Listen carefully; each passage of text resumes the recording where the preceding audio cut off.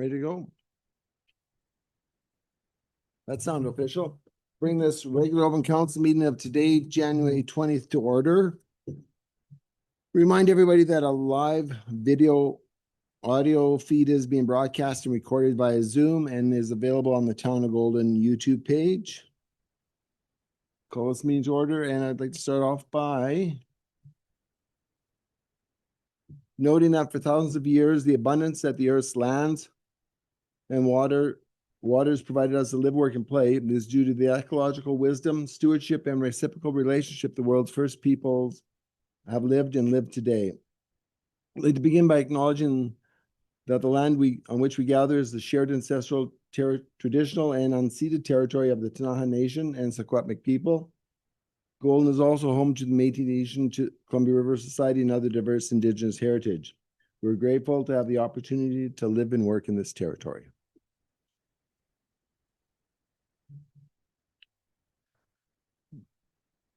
Ms. Seville, I see we have a couple of late items. That is correct. There's two late items on the agenda for council's consideration, both requiring just a simple majority.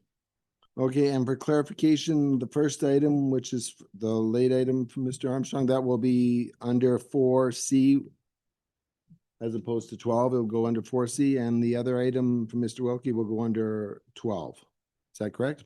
Correct. Looking for a move of them. Councilor Routley, seconded by Councilor Guile. Any discussion? All those in favor? Opposed? Carried unanimously.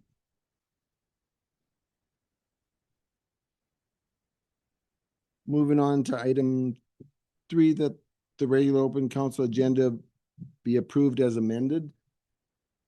Councilor Routley, Councilor Emmanuel. All those in favor? Opposed? Carried unanimously. And for those in the gallery here, just to note that we have Councilor Hambrick and Councilor Dale attending virtually, and the rest of council is around the table. My apologies. Moving on to item 4, which is the adoption of the minutes of 4A, which is the adoption of the minutes of the regular open council meeting that was held on December 16th. Looking for a move of those minutes. Councilor Manuel, seconded by Councilor Guile. They're doing all the heavy lifting over here. Just saying. Council, any errors or omissions in those minutes? Seeing, hearing none, all those in favor of the minutes as presented? Opposed? Carried unanimously. And we have the minutes of the special open council meeting that was held January 6th. Looking for a move of those minutes. Councilor Cooper, seconder Councilor Guile. Again, Council, any errors or omissions in those minutes? Seeing, hearing none, all those in favor? Opposed? Carried unanimously. And the newly added item is 4C. It's a public hearing report, and just a resolution to receive. Is that correct, Ms. Seville? Looking for resolution to receive that information. Councilor Routley, second Councilor Guile. All those in favor? Opposed? Carried unanimously. Move on to, Council, is there any business arising from any of those minutes? Seeing here none, we'll move on to delegations and presentations. We have Golden Community Economic Development doing an in-person presentation, and as I do with all the delegations presentations, just a reminder, we have 15 minutes, and council can ask questions. Generally, we like to try and keep them at the end so that it's not part of the presentation time. So please go ahead.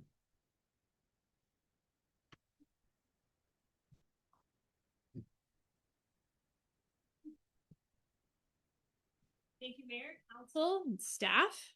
Lovely to be before you here in the mid-January 2026 already.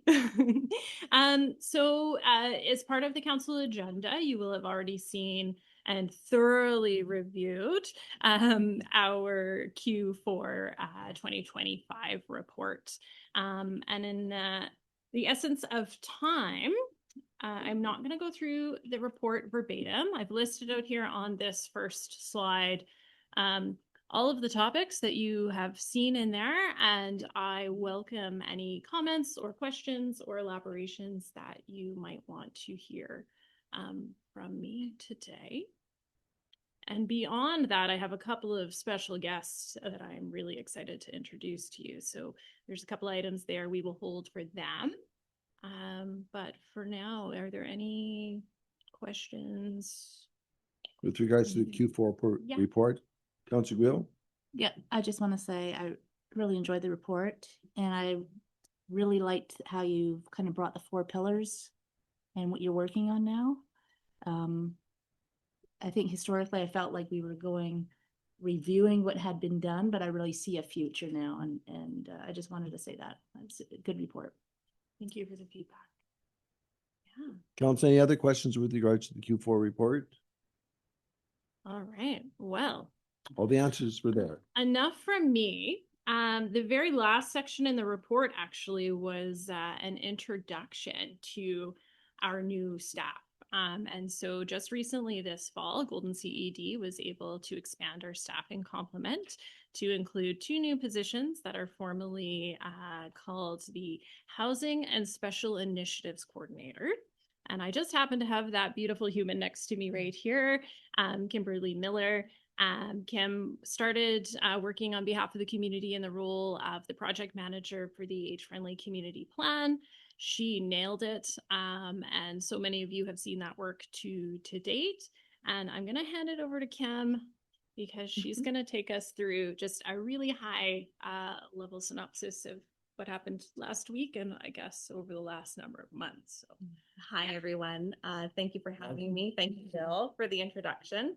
But just a little bit about my work over the last 8.5 months was with the Age-Friendly Community Plan project. So this updated age-friendly community plan for Golden and Area A was launched on January 14th. It is both a reflection of community voices and a call to action, offering a shared foundation to guide future planning, collaboration, and investment in Golden and Area A. The process of investigating age friendliness locally was centered around community engagement, and at completion represents 600 consultant hours, a community survey for residents aged 55 plus, 6 community events, 22 one-on-one or small group interviews, 8 focus groups, 6 advisory committee meetings, and attendance at 14 relevant community meetings and events. So this project explored 9 key areas or domains of age friendliness, which helps us to better understand how well Golden and Area A supports older adults today and where improvements are needed for the future. This followed global best practices with the World Health Organization's 8 pillars of age friendliness, plus the addition of a 9th domain for our community, emergency services and preparedness. Community members were invited to rank these domains by priority, ensuring the plan reflects what matters most locally. For each age-friendly domain, the report outlines local assets already supporting age friendliness, identified barriers that limit access, inclusion, or participation, as well as recommendations grounded in community input and informed by subject matter experts and local leaders. A table of recommendations is included at the end of the report to help decision makers, organizations, and community partners move from planning to action. thanks, Kim. Welcome. Does anyone have questions for Kim about age-friendly report? I just have a actually question for staff, if I can go through the chair and the mayor. Is this something that the council adopts as for our use as well?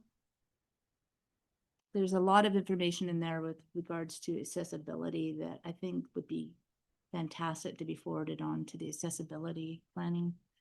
Look, staff, Mr. Diniger.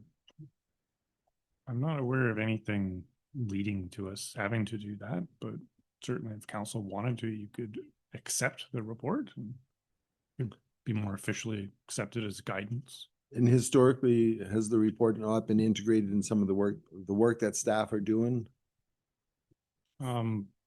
Historically, I've only been here a year, so I don't have a ton of knowledge back to that. I don't know if anybody else has any input on that, but I mean, staff are certainly aware of it. To that end, any follow-up, Counselor Will? I'd like to make a motion that we do adopt it as use for staff and future planning. As a reference document for, Reference document. for staff? Okay, I've got a mover that council accept the age-friendly plan 2026 as a reference document for staff and for operations. And for seconder, Councilor Rutley seconding that. Further discussion? No, I think it's apparent if we read it. Councilor Manuel, specific to the motion, Yes. please. Thank you, as usual. I just want to touch base with our planner and see whether it, how it might benefit or affect his work. We have forwarded the plan on to the consultants that are coming to Golden in on February 16th, the week of, to commence public input on the OCP, and the plan was hot off the press as of last Wednesday. So that's kind of that we'll be reviewing it and getting to know it. And thank you for all the work that went into it. So with that, And I my- guess, sorry, Mayor, Follow up? I'll just follow up that the last plan that was done in 2014-15, definitely the rec department and public works implemented many of the items, or I don't know, some of the what specific ones for the town in there. One that stands out to me is increasing placing sand on some of the active transportation corridors that were identified in the plan. That was one that resonated a lot, I think, with the operations team. Thank you for that. And so the resolution is really a formality, but is also an acknowledgement of the level of work that's done for the plan. Following up, Councilor Manuel, another I have comment. another question, but not to do with this resolution. Okay, we'll move. Anything else with regards to the resolution? Councilor Hambrick, you had your hand up? Yeah, I did, your worship, but it was answered by Director Armstrong. Thank you for that. Any other comments, questions with regards to the resolution on the floor? Hearing none, all those in favor? Opposed? Carried unanimously. Thank you for that. And Councilor Mann, you had a supplemental? Yes, I'm just wondering, after so much work has gone into that, which is very much appreciated, how does someone who's maybe just hearing of it now, how do they find it or find information about it so they can look at this new thing, a new document? Wonderful. So we did a promotion with our Golden Community Facebook page, as well as the document will live at the Golden CEG website. But also I did encourage and have promoted an accompanying one pager that does speak to that call to action, where people are recommended to join the Age-Friendly Advisory Committee that meets monthly, as well as volunteering with many of the local organizations that offer supports for our local older adults. Is a great way to give back and to make a difference in age friendliness in our area. Follow up? But to actually read the plan, find a copy and read the plan that you've done so much work for? Yeah, so we do have paper copies as well that live at the Golden Senior Center. As well as we could definitely do some more distribution online and promotion. I've also reached out to the town, and I believe that the document now lives on your town website as well. Thank you very much. You're welcome. I guess a question, comment, maybe you could speak to the focus of the plan seems to be elders, and the overall plan is age friendly, and that includes the full spectrum of ages from very young to very old. I do know that within the plan, there are a number of, I'm not sure how it's phrased, kind of age appropriate or age friendliness Yeah, throughout the age document. friendliness, yeah. Can you speak to kind of the senior-centric focus of the plan? Absolutely. So following those global and regional best practices, there are guidelines out there for this type of work. And that always speaks to the age 55 plus cohort as being older adults, recognizing that we age differently. But also the idea is that anything age friendly for an older adult also speaks to age friendliness for all ages. Excellent. Thank you very much for that. You're welcome. With that, maybe we'll carry on with the, Okay. Well, thanks again, Kim. So I did mention we have two new faces at Golden Community Economic Development. And the second person that I'd love to introduce you to today is online. We've hired Luba Kirkova as our business and investment attraction coordinator. And Luba's a little under the weather today and is not sharing her germs with all of us. So we get to see her face on the screen. And Luba, I will drive your slides here for you. Sounds great. Hello, everyone, and I'm sorry that I can't be there in person today, but I'm looking forward to meeting those of you I haven't met in the future, and I'm very excited to be joining the Golden CD team and be part of these wonderful and impactful projects. So today I'll be sharing a brief update on two projects I was part of in Q4. One of them was the Golden's Launchpad. The Launchpad was developed to better support newcomers, remote workers, and prospective residents by centralizing practical, community-focused information. And in Q4, we launched an interactive web-based version of the Launchpad that complemented the PDF guide that was released in the fall.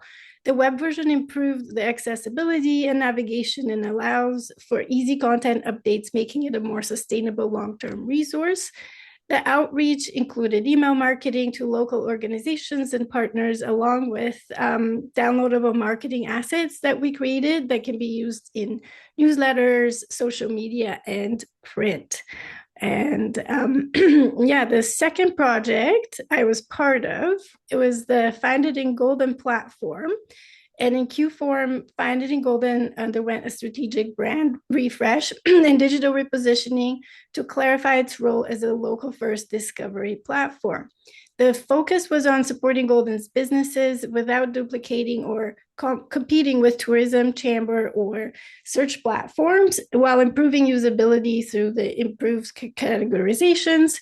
And this work also laid the great groundwork for future Find It local initiatives and content that benefits the broader community.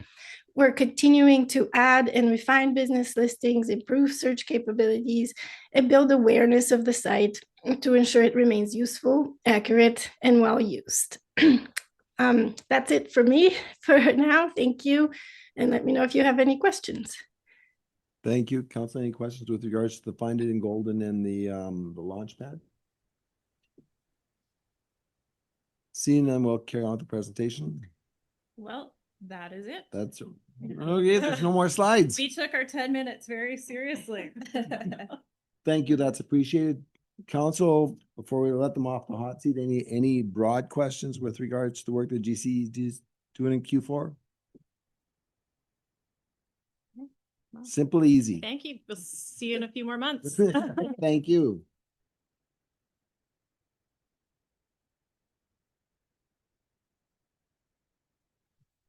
Okay, council, we are now moving down to correspondence. 7A, we're looking for a motion that the items of external correspondence be received. Councilor Guillo, seconded by Councilor Routley. All those in favor? Opposed? Carried unanimously, and you'll note that we have a couple items that are action items. The first is the communication from Wildsite with regards to water, and they're asking to sign join a letter to Premier Eby and key cabinet ministers with regards to, and then with regards to water, and the BC only charges industrial users $2.25, not hundreds of dollars, but $2.25 per million liters of water used. They're talking about getting this off as soon as possible. So that's the one call to action item we have. And the second one, council, is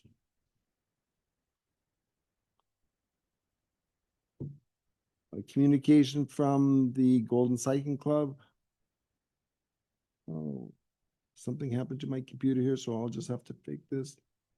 They're proposing the construction of a regular one-sided gazebo type structure at the Reflection Lake parking lot, as well as a smaller, similar structure at the CBT Trailhead parking lot.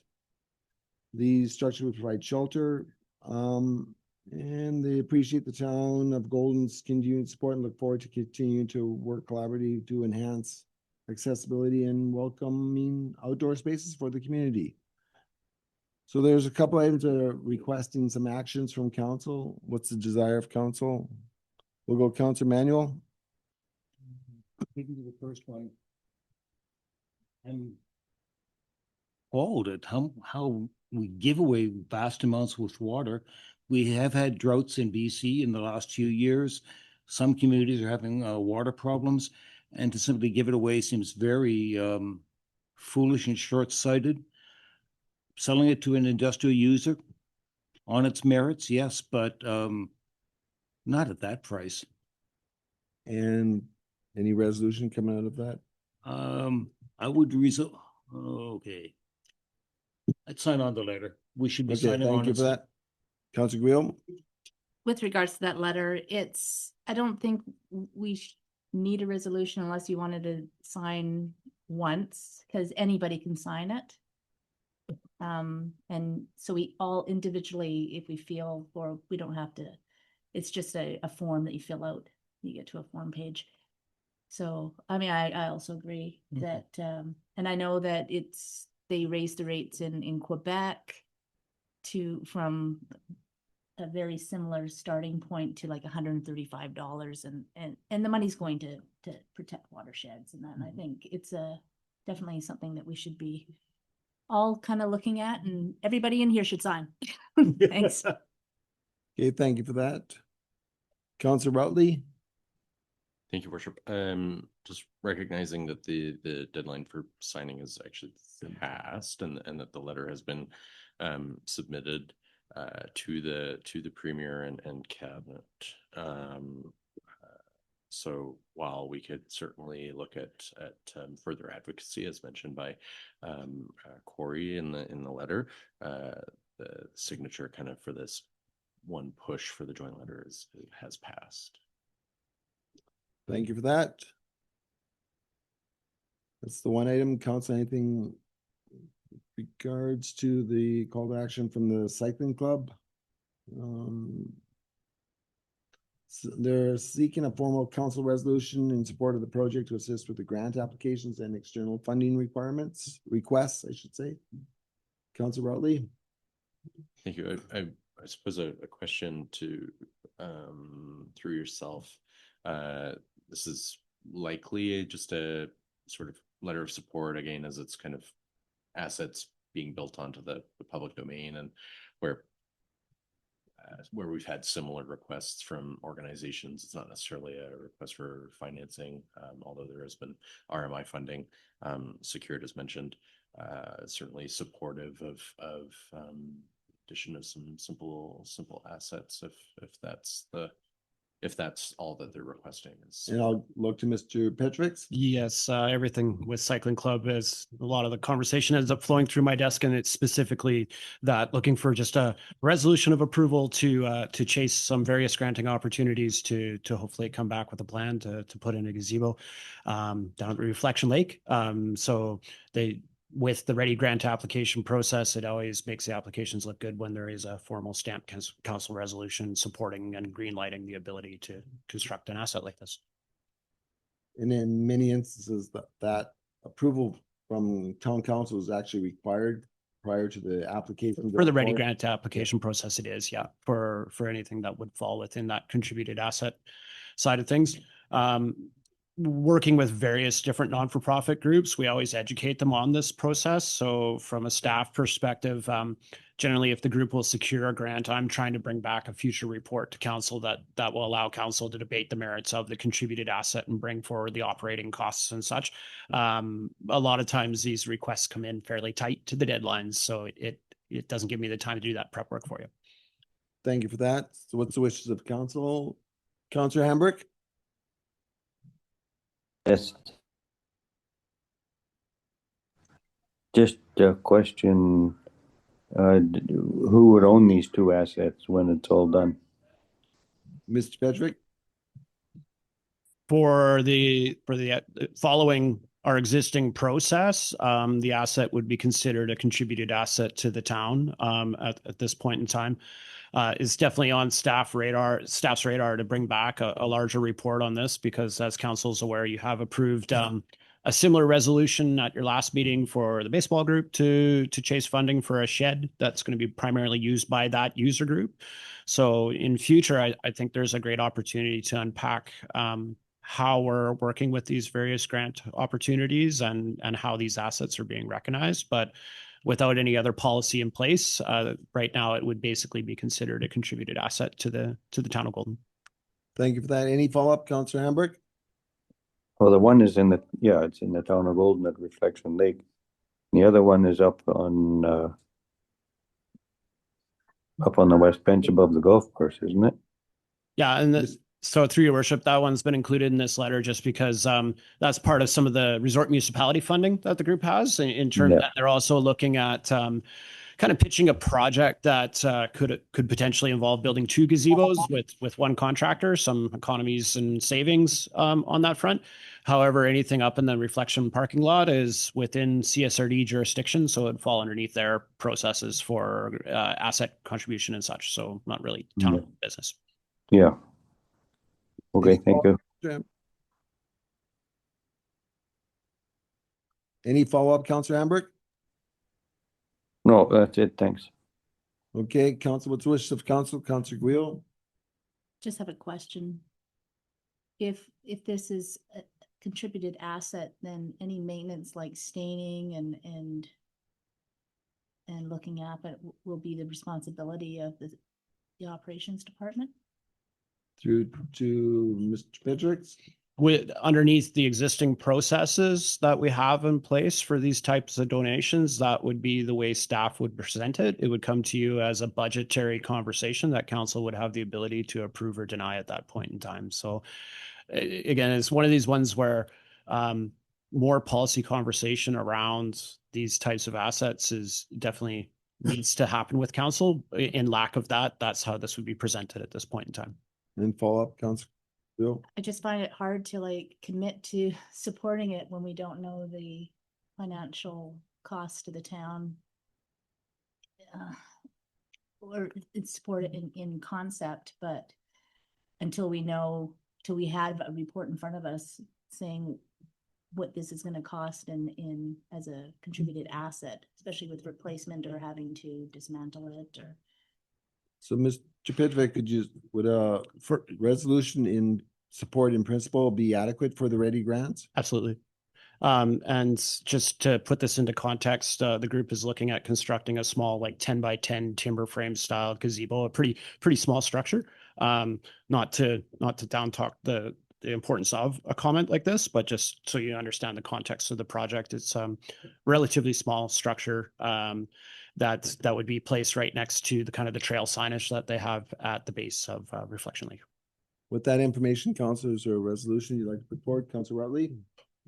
Thank you, Worship. I'd be willing to put forward the motion supporting in principle the direction for the gazebo near Reflection Lake. Thank you. Looking for seconder, Councillor Guile. Discussion on the motion on the floor, Council? Seeing Councillor Rutley speaking to the motion? I might quickly, certainly highlight the great work that the Cycling Club does, and certainly we have some contributed assets if we include the trail network as well as the skills park near Keith King Memorial Park, where we have some maintenance memorandum of understanding with the organization, and certainly would look forward to seeing something similar for this structure. And certainly it's a club that is very capable of maintaining the assets that they contribute to the community. So certainly supportive. Thank you for that. So with that, all in favor of the motion? Opposed? Carried unanimously. So with that, we'll go on to informational items that we received as correspondence. Can I do hopefully a quick recap? So we received 6 pieces of correspondence from other communities expressing concerns on the proposed Bill M-216 Professional Reliance Act.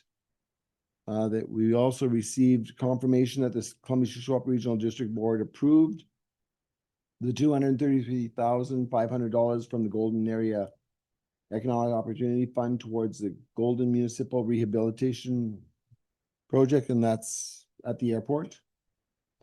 We received holiday greetings from the town of Soyuz. We received a letter from the Tennis Golden suggesting that we leave the 2 tennis courts as they are for tennis only, and to use the 2 new courts up at Keith King Memorial Park for pickleball only. We received a letter from a member of the public with concern over the town of Golden responsible pet ownership and animal control bylaw, and that the report referencing BC SPCA was, in this instance, in their opinion, inappropriate. And they also believe that the 5.3 square feet per hen for a coop is unreasonable.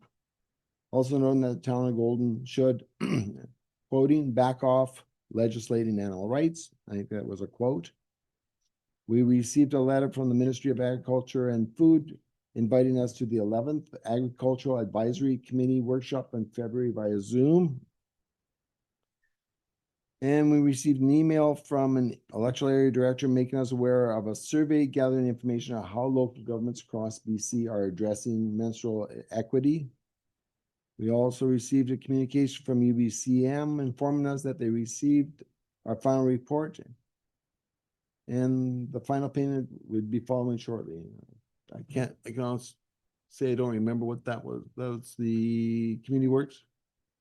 Fire Smart, excellent, my apologies. So that's the informational items of correspondence. Is there anything council would like to bring forward from any of that? If not, we will move on to internal correspondence.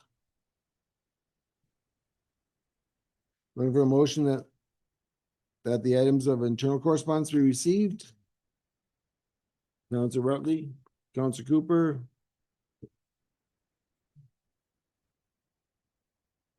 All those in favor?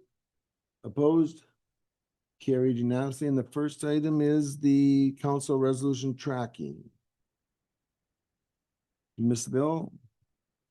Thank you, Mayor Ozust. This is just your monthly resolution tracking memo to provide updates on where different items are at based on council's direction in the past. Thank you for that. Moving on to outgoing correspondence, looking for a motion that the items of outgoing correspondence be acknowledged. There's 3 items there. One is a request for co-sponsorship of FCM resolution, and the other 2 are council sponsorship requests. Those are letters going out. I'm looking for a motion to approve those. Councilor Rutley's, sent by Councilor Cooper. Any discussion on any of those items? Bless you. Over there. Seeing, hearing none, all those in favor? Opposed?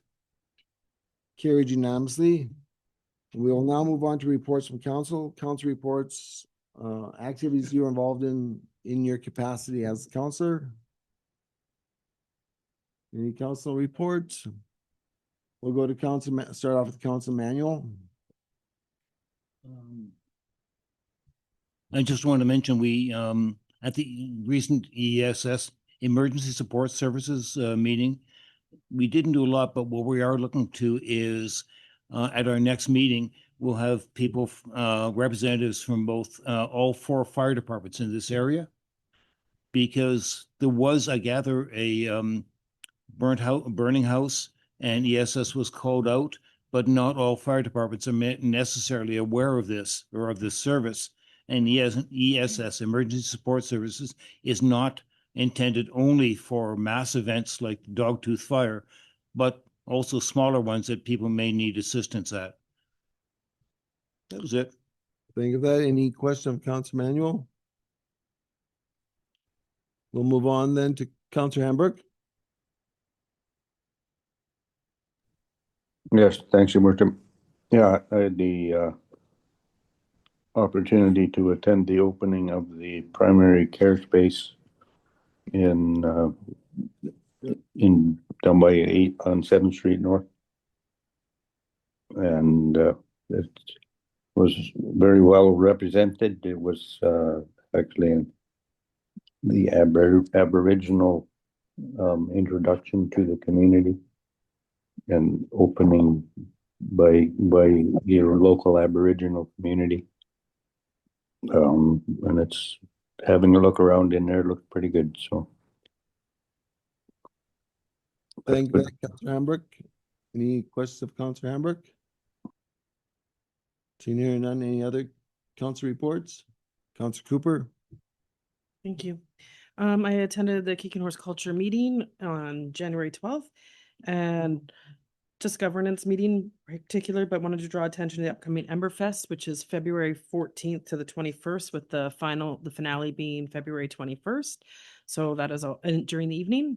So there's lots of fun events, and draw people's attention to the webpage where all the information is, as well as attending the age-friendly lunch, which the report is amazing. And I really actually like that there was a little synopsis of one page looking at the report, which makes it also time friendly for some of us. So I appreciate it. It was very nice, and it was nice to see other people in the community out. Thanks. Thank you for that. Any questions of Councillor Cooper? Any other council reports? Councillor Guil? Thank you. I did also attend the Emergency Support Services meeting, and just want to let everybody know that they have a Facebook page now, and they're trying to drum up some more volunteers. So check it out if you're interested. Attended the launch of the age-friendly report as well, and I have my big copy at home to go through. We also met with we had a meeting with the Minister Anderson, and we talked about some ongoing initiatives and areas of concern for our municipality with the province. And yesterday I jumped on the development cost charges stakeholder information session, and it was good to be able to listen to some of the comments from the developers in town on their views of it. So the session supported transparency and information sharing and regarding growth related infrastructure. So it's a really important, and we do have a page on the Town of Golden website about it as well. And I believe that they're going to be posting that information video. I hope everybody takes a look. Thanks. Thank you for that. Any questions of Councillor Guil? Okay, any other council reports? Councillor Routley? Thank you, Mayor. Yeah, it's been 5 weeks, and yet the holidays kind of took a chunk out of it. Beyond the points raised around Minister Anderson's visit and the DCC stakeholder session as well, a couple of board meetings with the Kicking Horse Country Chamber of Commerce. Lots of going ons there, particularly with the REDIP grant, which is around fiber utilization and the forestry. Some ongoing discussions around the new Forestry Act. Had the privilege of hosting MLA McInnes on the 7th privately, and then quickly devolved into politics and chatting about local issues, as one always does. And then otherwise it was some goings on for the holidays. So watching the snow and then watching it go. Thank you for that. Any questions of Councillor Routley? You watched the snow come and go, but you didn't shovel it. Okay, any other council reports? Okay, with that, I'll touch on a few items. Attended the age-friendly launch. The meet, and it was great. There's a good crowd of people there, which was fun. The session with Minister Anderson, which was almost like speed dating. We had like 17 minutes and had to fit a photo op in there. So it was, here's 3 subject matters, bang, bang, bang. Here's the information, hand them supplemental information, and then they carried on their trip. She was doing, I want to say it was 40 communities that she was visiting in a very short order. Yeah, it's pretty large undertaking. Was able to attend the webinar on DCCs. Great information, great feedback, also online, but also supplemental information or supplemental feedback, which was appreciated. I attended a session with the Chamber of Commerce and Director Cathcart for the ReDip Fit grant that our Chamber of Commerce has received. They made it up, not me. And this is about the expansion of forestry within our community. What's kind of opportunities there are for using some of the residuals out of the forest, with the comment that 40% of every tree is actually residual, and what can we do with that? Also had the opportunity to make a few comments at the opening, the official ribbon cutting at the. You're gonna pay dearly for that later, Gord.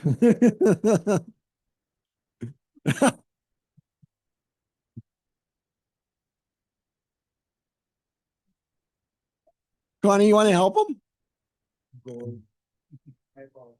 Okay, so yeah, with regards to the primary care network care center, I mean, for me, this is an important step towards forward for health in our community. It's a model that provides comprehensive, coordinated, team-based care for our residents. The model will strengthen access to health services for families, seniors, and anyone managing ongoing health issues.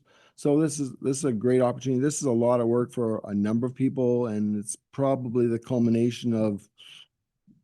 I'm trying to think back, and this was part of our conversation, Connie, back in the day when you were on council, which was 4 years ago, but it's been at least 2 to 3 years of conversation and work by these people in the background to make this happen for our community. So that was great to see that happen. I'll leave it with that. Any questions or comments with regards to my report? If not, then we'll move on to the agenda. We're going on to committee reports, 9A. And we have a draft resolution there. The council approved the operating budget for water and sewer as amended for inclusion in the draft 2026-2030 5-year financial plan. The first bullet is that we adjust the transfer to the sewer capital reserve to reflect the 15% increase as opposed to the 25% increase reflected in the draft report, in the draft budget in error. Looking for somebody to move that, Councillor Routley. Looking for a seconder, Councillor Manuel. Any discussion, council? Any information from staff? I don't think so. It's necessary. All those in favor? Opposed? Carried unanimously. And we have a second one that council approved the operating budget for protective services, Golden District Arena, and the cemetery services as presented for inclusion in the draft 2026-2030 5-year financial plan. And I'm just trying to remember the date of those meetings. It was January either 14th, 15th, or 14th or 15th. Looking for a move of that. Councillor Guile, seconded. Councillor Manuel. Any discussion? All those in favor? Opposed? Carried unanimously. And we have a third one that council approved the operating budget for economic development, planning and development, and environment services as amended for the inclusion into the draft 2026-2030 5-year financial plan bylaw. Adjust the funding for the official community plan operating project to reflect that it will be funded from the financial stabilization reserve. Councillor Guile moving and Councillor Rutledge seconding. So as public can be aware that there's been a lot of financial planning meetings that we've been doing, getting the budget into place. So this is the culmination of some of that work. Any discussion? All those in favor? Opposed? Carried unanimously. And there was another resolution that came out of the Standing Committee on Finance, and that was that council directs staff to bring back a report on options for funding remediation of the Old Town Works Yard and options for the site moving forward. Moved by Councillor Routley, seconded by Councillor Manuel. Any discussion on that resolution? And again, that came out of the budget meetings, and it was seen as an important opportunity for our community to be able to have those lands available for development at some point in time in the future, and for council to know what needs to what needs to happen to be able to make that available, and what the process would be in that remediation. So with that, all those in favor of the motion? Opposed? Carried unanimously. Thank you for that. With that, we go on to reports from staff. We have the Chief Administrative Officer with his verbal report. Mr. Denigar? Thank you, Mr. Mayor. Despite enjoying a couple of weeks of vacation over the holidays, everyone kept busy. Starting with myself, when I got back, had that great meeting with Minister Anderson. I thought that was really valuable. A lot of information was crammed into a very short time, and I think the minister's responsiveness to council's issues was very positive. So there'll be follow-up, I'm sure, from that. It was acknowledged by the minister that this council has clearly taken these issues seriously and put its part of the work into the problems, and now it really does need to be collaborative. So very positive meeting. Internally, many conversations with senior staff regarding the draft budget, 5-year financial plan. Certainly the annual struggle of trying to balance maintaining services with the environment of our economy right now, where costs go up, and for municipalities and governments in general, and especially in the construction world, costs go up much faster than general inflation. So it's been a challenging budget year, but council's been really good at handling what's coming at them so far. Also discussions with senior staff about upcoming year's goals and how we're going to fit those in with the budget and resources we have. But all in light of council's updated strategic plan, which there will be an upcoming both internal and external communications plan for that. In corporate services and communications, speaking of communications, corporate services and comms has been busy working with the department with outgoing communications and engagement regarding utility bills, the budget, the DCC project, and upcoming OCP process. So that'll be ongoing in the coming months. Staff are also starting initial preparation work for the 2026 election, including training and work planning and a lot of supportive prep work for those who are interested in potentially running. We want to make sure that those who put their names forward know what they're getting into. And as well, IT, which is now under corporate services, has been onboarding the new IT support coordinator, Evan Pittman, who I've only met him a couple times, but great personality, knows what he's doing. So we're very happy with that hire. In finance and administration, Justin Brogan, speaking of new hires, Justin Brogan has just started as the town's new finance services lead. Started 2 days ago, yesterday. Hello in the back. Welcome, Justin. So we're very excited to have Welcome. Finance at full staff. The first time in a long time.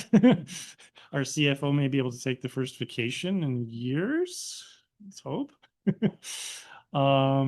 But not until year-end close is done and audit's done, which audit is scheduled for the last week in March, and then so maybe after that. We have also successfully, I should say, finance department has successfully transitioned the fire department to bi-weekly pay cycles to get everything lined up with the rest of the organization. So that was a big move, and many thanks to the department and payroll for helping that happen. Annual utility invoices are being prepared and will be sent out the last week in January. And speaking of comms, as I was earlier, there's going to be a new insert coming out with that utility bill, which will talk about the importance and value of us funding shared community assets and services such as our water system. If we want to keep that water flowing and drinkable, we have to fund it as a community. So there's some communication specifically around that and why people may be seeing a rate increase that's a little higher than normal. Well, we got to keep these things working. Budget discussions are, of course, ongoing. The next standing committee on finance meeting is Monday, January 26th at 6 p.m. These are public meetings. If you can't make it, they are streamed online and recorded. Thank you for that. Any questions from Mr. Denigar? Oh, I'm not done. Oh, you're not? Oh, no. Oh, this is a long one. This is what happens when we miss a council meeting, right? My apologies. I mean, I can stop if you want. No, please. I just want to keep you up to date on what's going on. So yeah, when you break between council meetings, we just keep working. So in planning and development, there was a developer DCC development cost charge session held yesterday. The survey link has been sent out as well and is live for 2 weeks. You can find that by going to the our town website, scroll down to the news section, and you'll see there's a link directly to that survey. So if you're interested in learning or giving feedback on development cost charges, which help fund infrastructure related to development, that is there. Lots of information, lots to think about. We're looking for some pretty big changes in that realm, and it has impacts on both developers, buyers, and the community as a whole. Because that's not enough, we're also doing OCP consultations starting in February, Feb 16th. And I'm going to jump to protective services. 3 members of the department, so protective services / fire department. 3 members attended 3 days of incident command system training held by Parks Canada. So that's, again, increasing our capacity to handle major emergencies in our community and surrounding area. Work has also started on a much needed update. These are the words from our fire chief. Much needed update to the emergency response and recovery plan way back from 2005. So there will be a public facing document planned for this that will be timed with Emergency Preparedness Week in May. And also from that department, the Fire Prevention Division has been restarted and is being led by the prevention coordinator, Cameron Yee. He will begin inspections when finished the last part of his training next month, and will then be enrolling more firefighters into the commission training to assist with the program. Not done yet. Public Works, some updates from there. So the CSRSD's Solid Waste Management Plan update project that they've been working on, there's a public technical advisory committee meeting tomorrow, I believe. So this advisory committee is there to bring in all the stakeholders and experts to help make sure that the solid waste management plan makes sense. So CSRD staff will be invited by our staff to provide council with a presentation on the status of the solid waste management plan. Trying not to use all the acronyms. So they'll be invited to give a presentation to council in the near future on how that project's coming along and what the recommendations will be.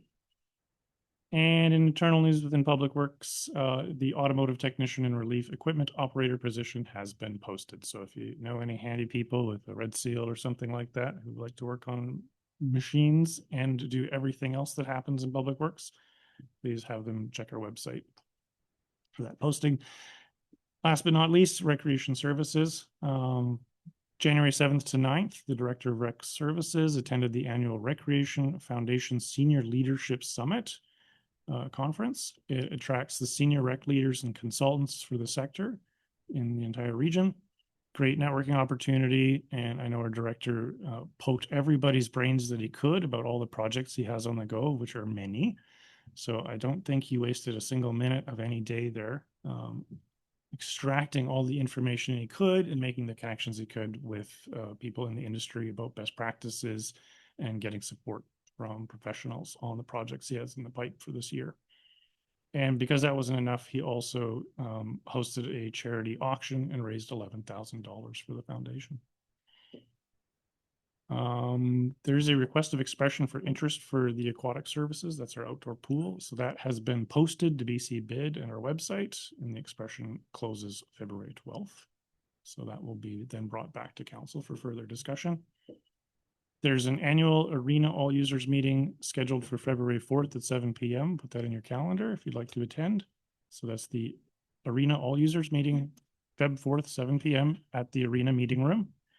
And then there's the annual RecPlex all users meeting, February 5th at 7 p.m. in the RecPlex lobby. I'll email this out to council as well. And finally, CBT's announced that Golden is one of 9 communities to receive funding from the Climate Adapted Community Spaces Fund for landscaping. This will help the Racket Courts project at KKMP. And there are other ongoing conversations with CBT about the other projects on the go. And now I'm done. Thank you. Thank you for that. Council, any questions of Mr. Dinagar in his report? I have a quick question with regards to the expression of interest with the aquatics. Is that expression of interest available, the content or the parameters available for the public? Yeah, it's on our website. Yes, it is posted on the Town of Golden's website under the bids section. So if you look under the business, then there's a bids section. So you can have a look at that. Anyone's welcome to provide a response to that. That'd be great. And the purpose of my raising is just to draw to the public's attention that there's actually 3 scenarios that are being pursued, Mr. Petrix. Can you speak to Yeah, so width and breadth? yeah, so the parameters of the project is kind of a three-pronged study, basically looking at the condition of our existing outdoor pool, and bringing forward what we hope to be Class C estimates on the cost to upgrade and bring that facility kind of up to modern code. That'll be exploring everything from tank replacements, underground piping replacements, and of course filtration, electrical. There'll be pricing associated with working within our existing facility. We plan to, the second component of the project is looking at a new outdoor-based facility and providing, again, same class level of costing on constructing a new outdoor-based pool with its own wash house and basically a fresh start. And then the third component is looking at the most economically possible indoor pool option available as well. The parameters of the study are kind of based on leveraging all the work that was done with the CSRD in terms of the site. So we intend to work within the existing site because there's been a significant investment based on geotech work, utility locations and such for the placement of the project that the CSRD was leading a year and a half ago or 2 years ago. So yeah, basically a wholesome 3-option based study. That study will come to council and the regional district for when it's completed for further feedback and direction on what option seems to be most desirable for the community and financially feasible for next steps. Thank you very much for that. I'm sorry to put you on the spot, but I No, it's appreciate all good. the information. Questions? Just want to confirm, when we're talking about estimates for these different projects, Class C is a very early estimate, isn't it? Like approximately plus or minus 15 to 20%? Yes, Frederick? yeah, through your worship. Yeah, Class C is kind of in that 15 to 20% kind of wiggle room on either side. To just the cost to get in, that works within the budget that we have to work with for this project, getting right into, shovel ready construction based documents. That would be a probably 2 to 3 year process and a pretty hefty investment when right now we need to get those high level details on the table as to what option really is best. Depending on how all of this goes when it's rolled out to council, staff would anticipate a next step in terms of studies and looking at refining budgets, and awaiting political direction on referendum and everything else associated with the project of this nature. Thank you for that. Anything else, council? I guess just to reiterate, February 16th was the beginning of the OCP process. Is that correct, Mr. Armstrong? Yeah, it's the consultants have started some background work, but we're doing a big push for public consultation starting on Family Day. And we're piggybacking on Kicking Horse Culture's Emberfest, which has a great futuristic theme to it. So that'll bode very well for the community visioning the future, and there'll be a variety of events that week, and we'll push that out to stakeholders in the general community in the coming weeks. Thank you for that. Councilor Manuel? Just want to check something I'm not clear on. Once we've got this new OCP, official community plan done, do we need to review or update it on an annual basis, or? Mr. Armstrong? Yeah, it is now legislated to review the official community plan every 5 years. So that'll be the plan moving forward to meet those legislated requirements. And it's generally always been a good practice to look at the document more often than we have, and it is a living document. And yeah, looking forward to jumping into it with the community. Thank you for that. So I want to draw attention to those 2 items. If there's nothing else with regards to CAO report, we'll move on to the other item under the Chief Administrative Officer, which is AKBLG. My alphabet's not working today. Call for resolutions, Mr. Denigar. Yes, thank you. So the A, B, C, D, E, F, G. Thank you. Starts with A, ends with G. So the regional body for our municipalities in the area has made a point of reminding everybody boldly in red with highlighting in yellow, maybe because I missed the deadline last year, that resolutions are due Tuesday, February 17th, 2026 by 4:30 p.m. Pacific time. So 5:30 our time. So that is the drop dead date to have potential resolutions in for consideration to go to UBCM. Note there was a special resolution at UBCM as well to give their committee more control over what gets to the floor. I think they're just overwhelmed. So definitely a stronger process of making sure these things are vetted and filtered through before they get to vote at UBCM. But with that timeline in mind, I just wanted to remind council of that and offer any support that you need in drafting or providing background information on a potential resolution. So we'll revisit this next meeting again if anybody's got anything drafted. But that meeting is on Tuesday, February 17th. So whatever is decided at that meeting, we will run it out the door and email it off to AKBLG by that deadline. Okay, thank you. That and AKBLG is the Association of Kootenai Boundary Local Governments, and it's one of 5 associations across the province of local government representatives. Thank you for that. With that, we'll move on to Public Works Department, and we have a staff report from Mr. Cochran, sir. Yes, thank you, Your Worship. The first recommendation before council is to authorize staff to award a 3-year contract to Parkies Mobile Homes Limited for HVAC and plumbing maintenance service at the 9 facilities identified within the report for a total price of $133,415. The previous contract expired at the end of 2025. We've been going along on a monthly basis since then. There's an attachment to the staff report where pricing is itemized for the identified facilities that are included. The pricing excludes consumables and replacement parts.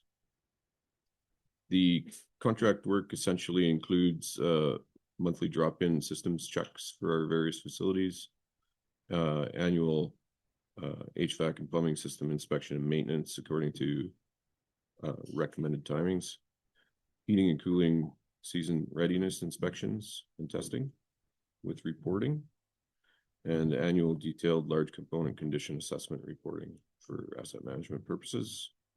We've been contracting this service since 2021, and there are some outlying facilities. They're also listed in the report. They could be included. They haven't been to this point for various reasons, but I think I'd leave it at that and welcome any questions. Thank you for that. Council, any questions of clarification prior to getting a resolution on the floor? Councilor Will? To the chair. With regards to the previous contract and this contract, what is the percentage? Did it go up? I know over the 3 years, it's a 3% increase incrementally, which is reasonable, but I just would like to know what percentage is from prior. Mr. Cochran? Through your worship, I'm quite certain it went up 3%. Yeah. Okay, thank you for that. Thank you for the question. With that, if there's no other questions of clarification, Councilor Dale. Yeah, I was just wondering, have there been any other companies that put a bid in for such services? Mr. Cochran? Yeah, through your worship, it was advertised locally as well as on our website and in the newspaper, and it was sent directly to a couple of potential outfits, but we only received one proposal. Any follow-up, Councilor Dale? No, that's perfect. Thank you. Thank you. What's the wish of council? There's a recommendation there. Councilor Routley? Thank you, Mayor. Happy to move the recommendation that council authorize the award. Okay, I'm looking for a seconder. Councillor Guido seconding that motion. Any discussion, further discussion, comments with regards to the motion that's on the floor? Seeing here none, all those in favor? Opposed? Carried unanimously. Thank you very much, Mr. Cochran. And we have one other. We have another staff report from Mr. Cochran with regards to the Golden District Rec Center Management contract. Mr. Cochran? Thank you, Worship. This recommendation before council is to authorize Mary, the Chief Administrative Officer, to sign a management agreement confirming the town of Golden's intent to enter into a 5-year contract for management of the Golden District Rec Center, commencing upon ratification by the Columbia Shuswap Regional District. The former contract expired at the end of 2025. These iterative renewals, as is explained in the report, provide staff on both sides with an opportunity to adjust language in the agreements based on observations made during the term of the prior agreement. I've listed half a dozen or so points of recommended change in the former agreement. Essentially, they're intended to clarify rules on both within both organizations for tendering procurement opportunities. Within the refrigeration plant specifically, the town of Golden, as the contractor historically, is tendered machine room services. The proposal contained in this staff report is to include a threshold capital value of $30,000 per instance to be directly awarded to the machine room contractor versus going to public tender for projects at that value or less. There's some clarification within the agreement now for contacts in both organizations due to staffing title changes. And the town is proposing to incorporate an administration fee of 4% calculated based on prior year's actual operating expenses into the current year operating budget to cover administration overhead. Thank you for that. Is there supplemental? I was just going to add, Your Worship, that the CSRD intends to take this to the board February 19th. Thank you for that. Council, any questions of clarification prior to getting the resolution on the floor? Actually, I have one with regards to page 1, the second bullet from the bottom. And it says town staff will support CSRD staff in the ongoing administration of all capital contracts led by the CSRD on an as-needed basis, and that was a new clause that was added. Are there any major capital projects in the work plan for 2026 or for the duration of this contract, Mr. Cochran? Yes, thank you, Your Worship. That's a great question. We've got some renovations scheduled for the concession. There's within the 5-year capital plan, the draft capital plan, there's a plan to replace the sideboards on the ice surface. We've just gone through replacement of major components in the refrigeration plant, including condensers and chillers. Aside from that, smaller items, and as a matter of fact, staff on the town side are waiting confirmation from the CSRD on exactly what will make the cut in the capital plan. Thank you for that. And I asked because if there was a major capital project that may impact the time that municipal staff have to put on it. So my assumption is that with the projects that you know about in the capital plan, that they're all integrated into the allocation of time.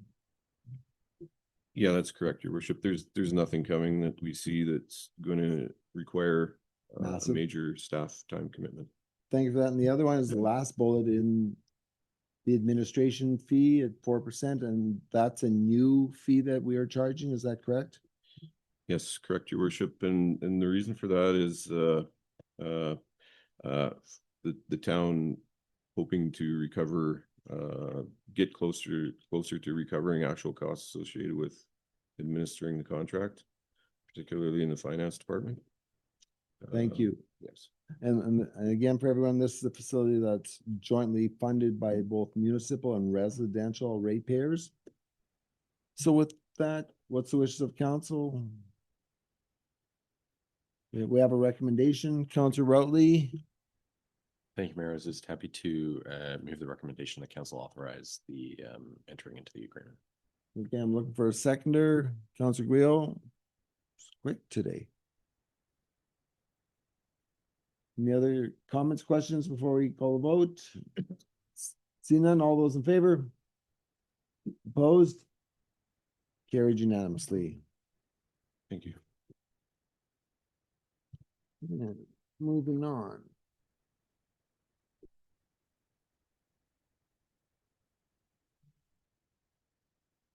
Two seconds here while I bring up the next one.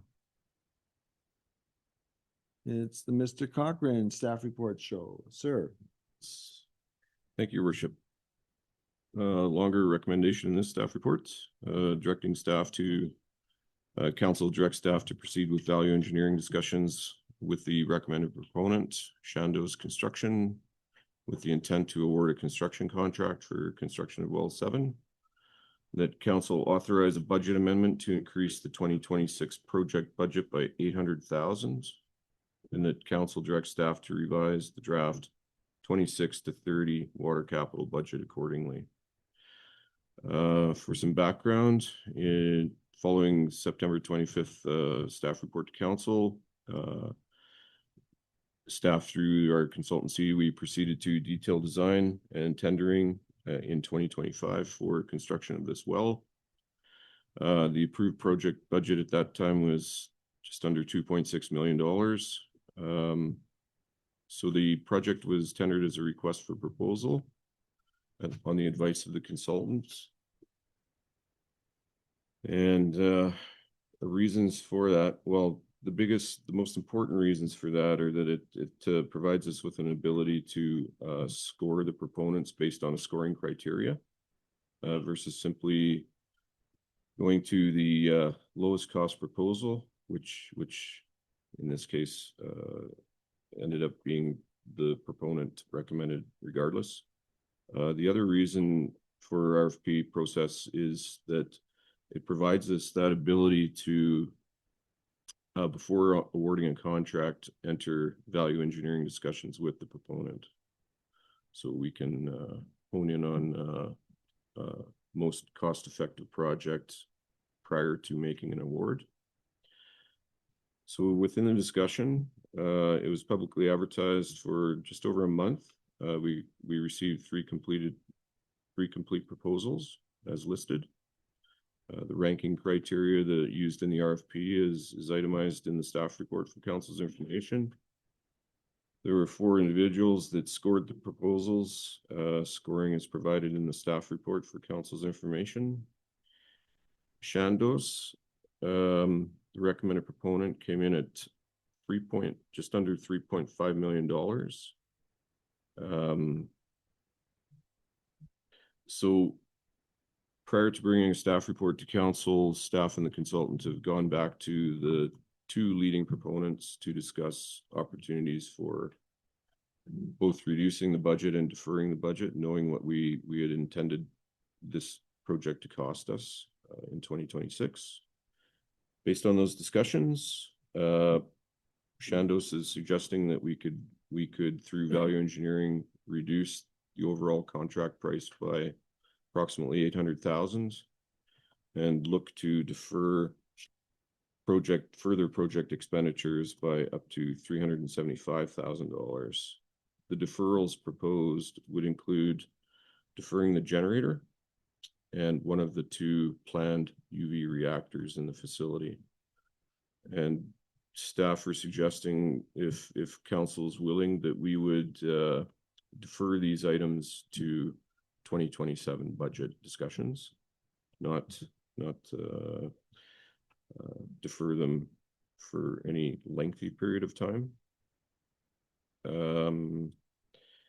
We do, so based on this, staff are proposing a budget moving forward of just under $3.2 million.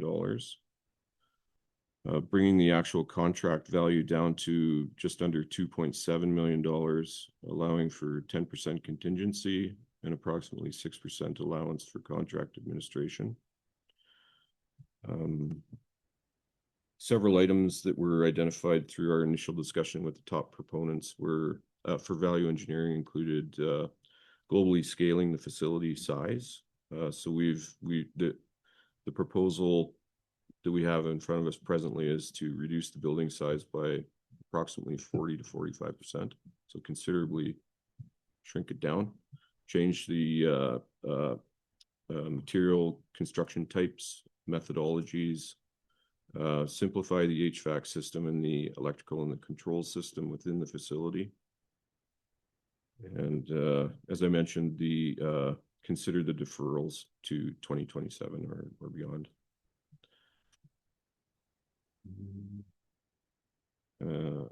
So for next steps, if council's in agreement, if council resolves for staff to proceed, then we would enter value engineering discussions with the leading proponent. And if they can actually deliver on a project being 800,000 or more or less, then we would move towards entering into a construction contract with them and proceeding with construction. I think I'll leave it at that. Thank you for that, Mr. Cochran. Council, any questions of clarification, comments prior to getting a resolution on the floor? We'll start with Council Cooper. Thanks for that. I appreciate when we were looking at the original report, I misunderstood the diameters of, I found the report from Urban a little bit. There was no legend to show the actual size until I walked over and used my little tape measure and figured it out. So I appreciate that. If we are going with the deferred budget, would there be space within the building? Would it be allotted for the upgrades to ensure that they would fit and they would all meet?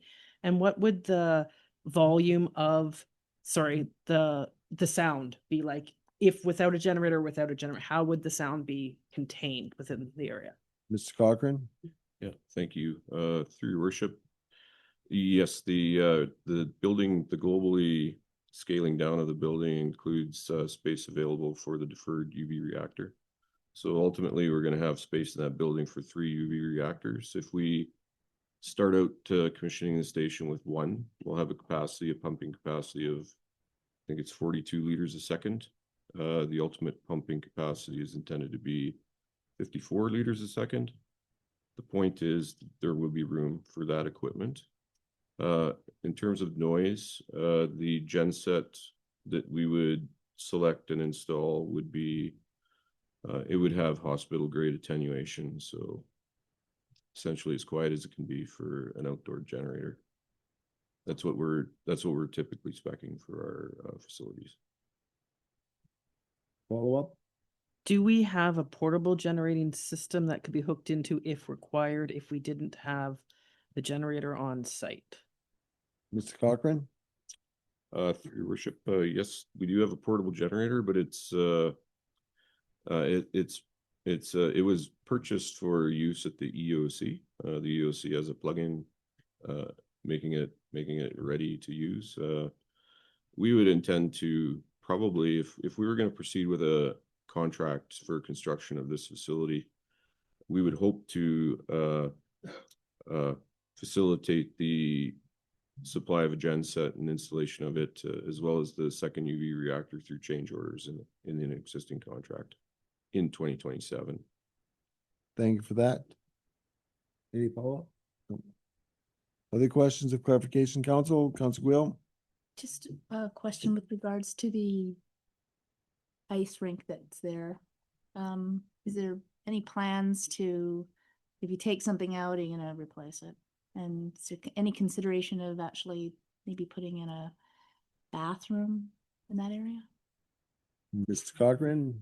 Through your worship, to address the question about the displaced ice rink or ice pad surface, the optional work identified in the staff report at $45,000 is for relocation of that paved pad or the basketball hoop.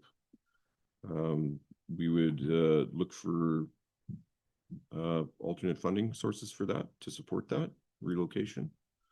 As far as the washroom is concerned, we do have on the books plans to design and construct a washroom, a replacement washroom at the Spirit Square, which will effectively make available the portable unit that's there, and we could look to relocate it to a park space. Any follow-up? Any other comments, questions from council prior to resolution? Councilor Manuel? Just to be clear, I mean, NAM is a lot of money, but there's probably nothing more important than good water. But the costs also mean once we're in there, then we start putting money aside for the future, so we don't find ourselves in a situation with a broken well and no money to fix it. That's in the form of a question. That's part of what we do to make sure we continue to have good water, and yeah, again, nothing's much more important. Mr. Cochran, are you able to speak? Yeah, through your worship, certainly the costs are staggering, to say the least. But this facility is needed for system security, water system security in the community. We're approaching our maximum day demand capacity that we've got in our existing wells. This one, you know, council willing, will eventually come with a gen set that'll provide it'll be our largest capacity well in the community with backup power. So these are all good things. We're going to need additional water for prospective development in the community. It's needed at some point for sure. Thank you. We'll follow up. So essentially, this will put us in good position for the future, and maybe a necessary position. Based through your worship, based on modeled calculations, this will support development in the community for 20 to 25 years at least. Thank you for that.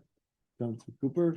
Just in hearing that supporting development, was this considered into the DCC charges, or is it development related, or is it town needed now relation? Mr. Cochran? Just through your worship, this is outside of the draft DCC program. Council may recall we've been chatting about this one for 3 years or 4 years now, and it was needed at that time. So it's outside of that. It will support development though. Thank you, Mr. Cochran. I guess I'll make some comments. I'm supportive of the concept of, if you're going to do it, mobilize, get it all done now. So the additional 375. The one question I have in my mind is, by deferring that to 2027, and that's actually in essence deferring budget, because construction wise, we won't actually be ready for that generator and those UVs until at least 2027. Is that a correct takeaway? It's a great question, your worship. Through this proposed value engineering process, we're going to have to go back to the drawing board and rescale this facility. It's going to take some time to get construction ready documents together.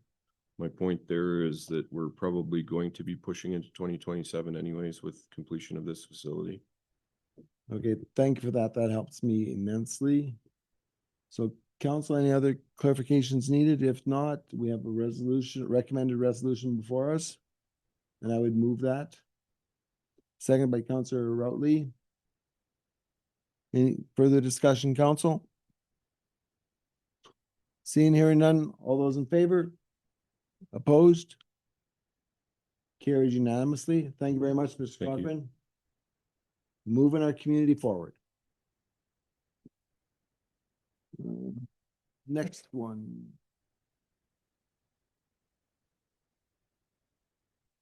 So now we move on to Planning and Development Department.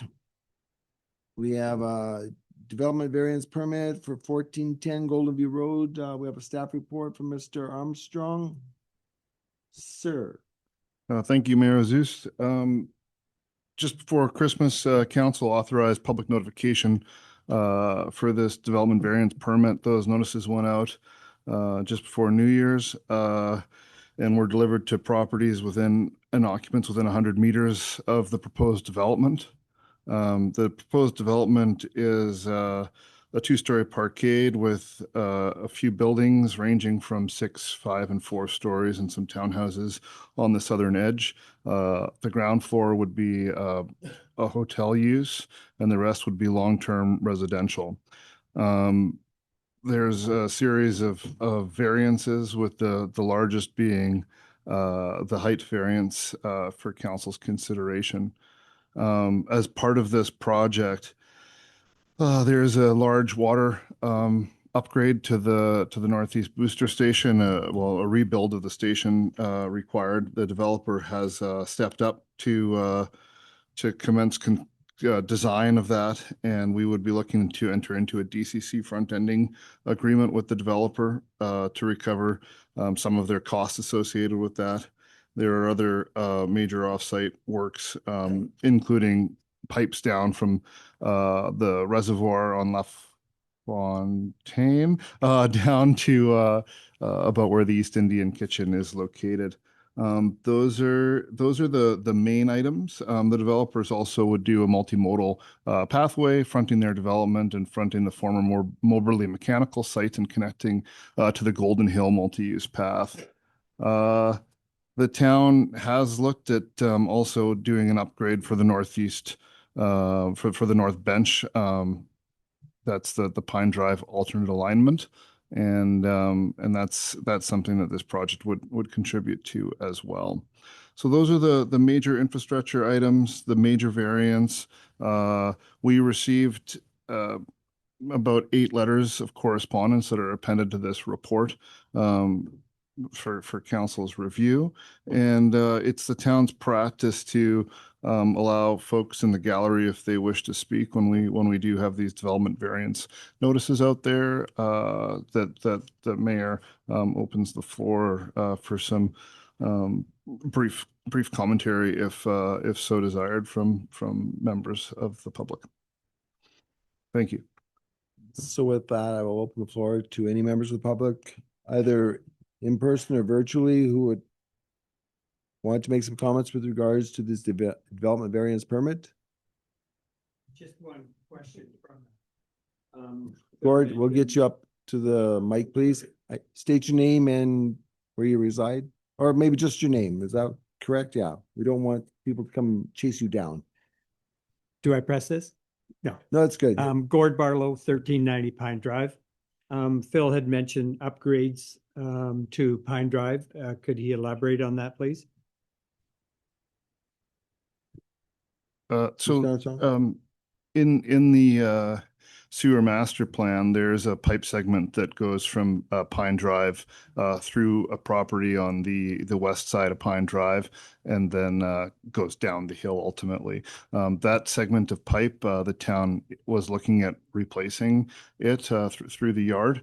However, in looking at alternative scenarios that would deal with other sewer pipe constraints, a plan's been put into place to run an alternative alignment on the south side of Pine Drive through MCON and the Ministry of Transportation's lane back there, and that in turn would take a bunch of pressure off the current sewer system, both within that property and on Pine Drive as a whole, thus allowing development basically in the 25-year model on the North Bench.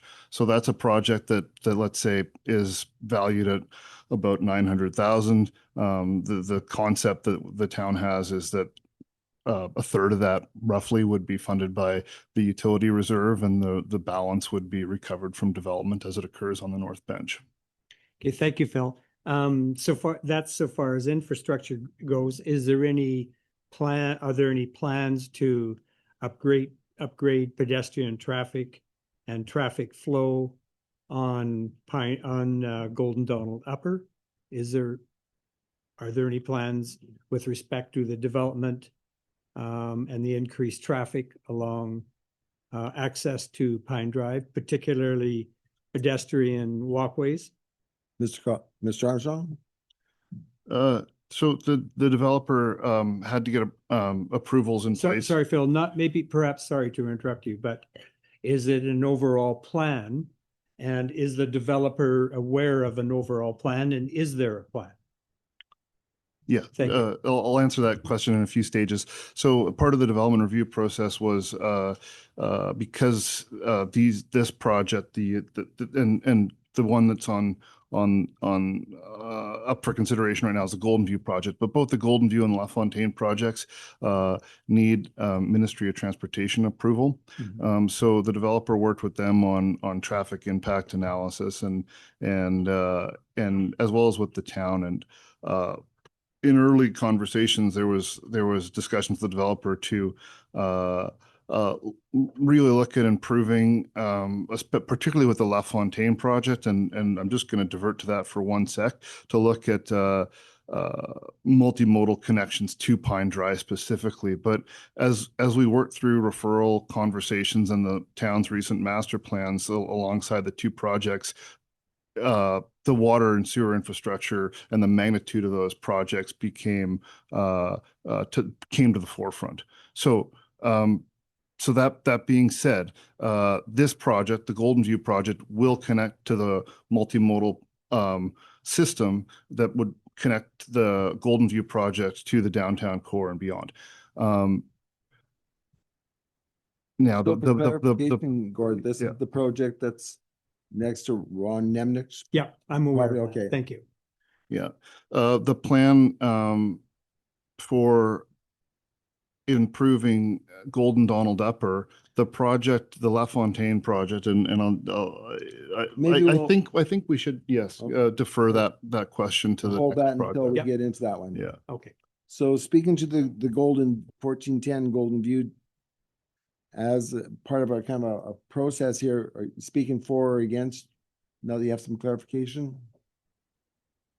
Well, my understanding is that it's an ongoing process. And the priority for the town is to upgrade the infrastructure for the development. I just want to say my concern for increased traffic on Golden Donald Upper is pedestrian access, safety, speeding. I don't consider at this point that the traffic increase per se is an issue. I view it more of a speeding issue on that length of highway and pedestrian access, basically. Okay, thank you for that. And just to the one comment, the upgraded infrastructure, Mr. Armstrong, you spoke to the allocation for existing and some to new development. Was it 30-70 split or something like that? I'm sorry, I missed that number. Yeah, approximately that, or 40-60. Once we re-tender out the Pine Drive alternate alignment sewer, we'll work to refine that. Okay, in thank due you for that. course. Okay, thank you. Thank you for the question. Anybody else want to speak to 1410 Golden View Road?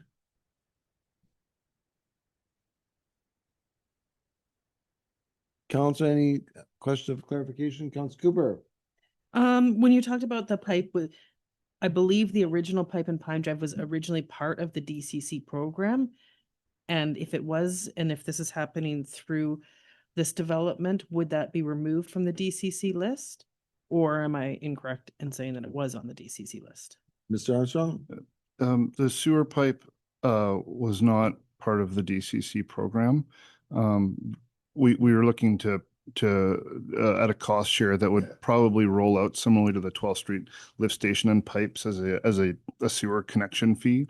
When planning for that advances, or if one of these projects advance and we need to solidify those agreements further, that'll come back to council for consideration. A few years ago, there was a sewer pipe, but that was down on Station Avenue. That was part of our DCC program and was constructed. So maybe that's what you're thinking of. Okay, follow up? Well, kind of one more, not follow up, but okay, I'm going to sneak it in. The height variance. I saw that there was multiple different levels of housing, are they all at that 4 to 6 range of stories, or is that one chunk? Or can you please explain the 6-story part? Yeah, for the Golden View project, there's 3 different buildings. One is 6. That's the one on the northeast corner, and then there's a 5 and a 4. And the ones furthest to the south, closest to the hill, are townhouses that are 3 stories. No follow-up. Thank you. I see we have another hand up from the public with regards to comments on the Golden View development variance permit. So we'll go to, I believe that's Michelle Sims. Yes, it's Michelle Sims from 1309 Pine Drive.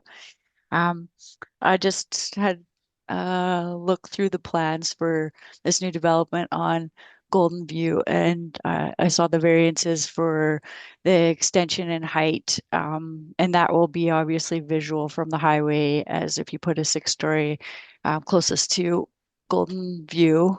Also, just some concerns. I wasn't sure if it said in the variance that it was changing from 10 meters to 7 meter from the road for the parkade.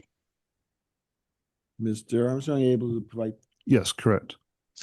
Okay, just I would be concerned of traffic coming in and off of the highway and Golden Upper Donald, and that, people quite often get lost, and, if they're looking for a parkade, that's only about 21 feet. And I'd say a lot of people with trucks says that's pretty close to 20 feet. So if they get lost, they're trying to find a parkade, they can't get into the parkade. Now they're backing up onto the road that's also coming off the highway. I'm just saying this because during the construction project for the highway, when the highway was closed, we would have semi trucks trying to turn around there, and they'd end up in that lot that's going to be developed and end up being stuck, end up blocking traffic. So just moving forward, if you're going to put I'm not sure, was it 143 unit building in there, and you're only going to allow for 7 meters off the road for entrance and exit to a parkade, that could be a traffic concern. Thank you very much. Any comments, Mr. Armstrong?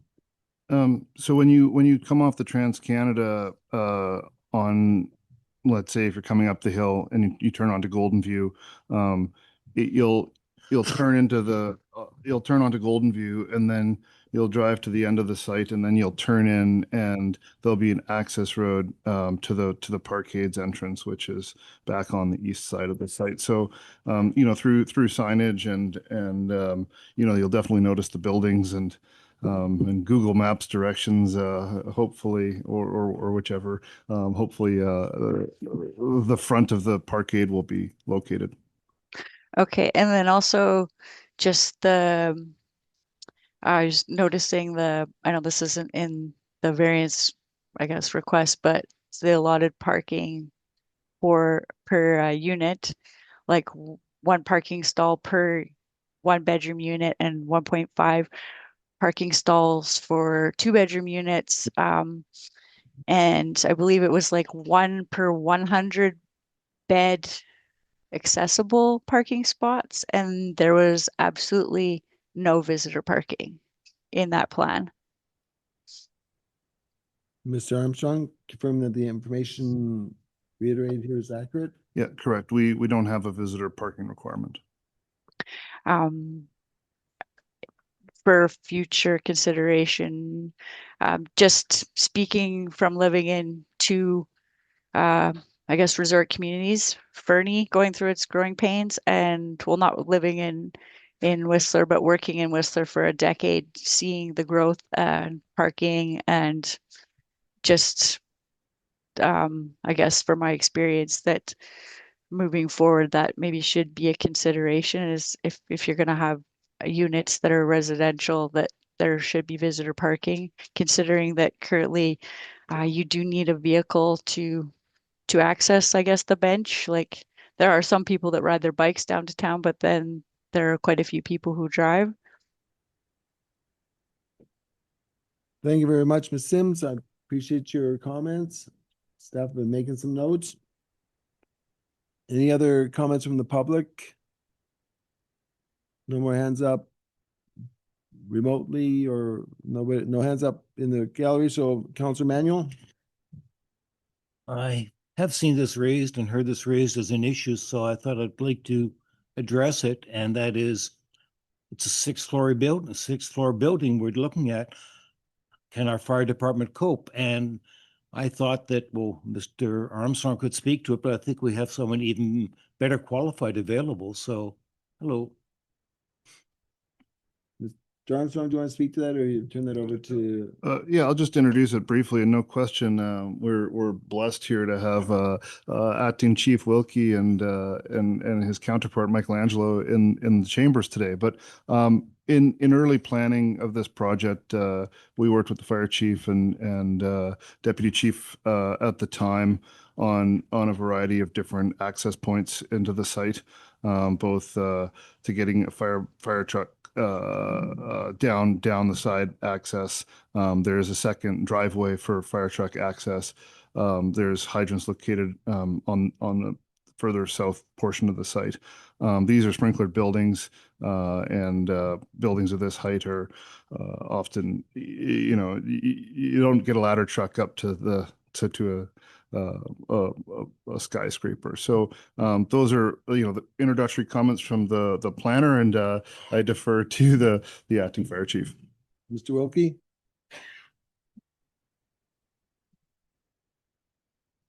Through your worship, thank you for the question.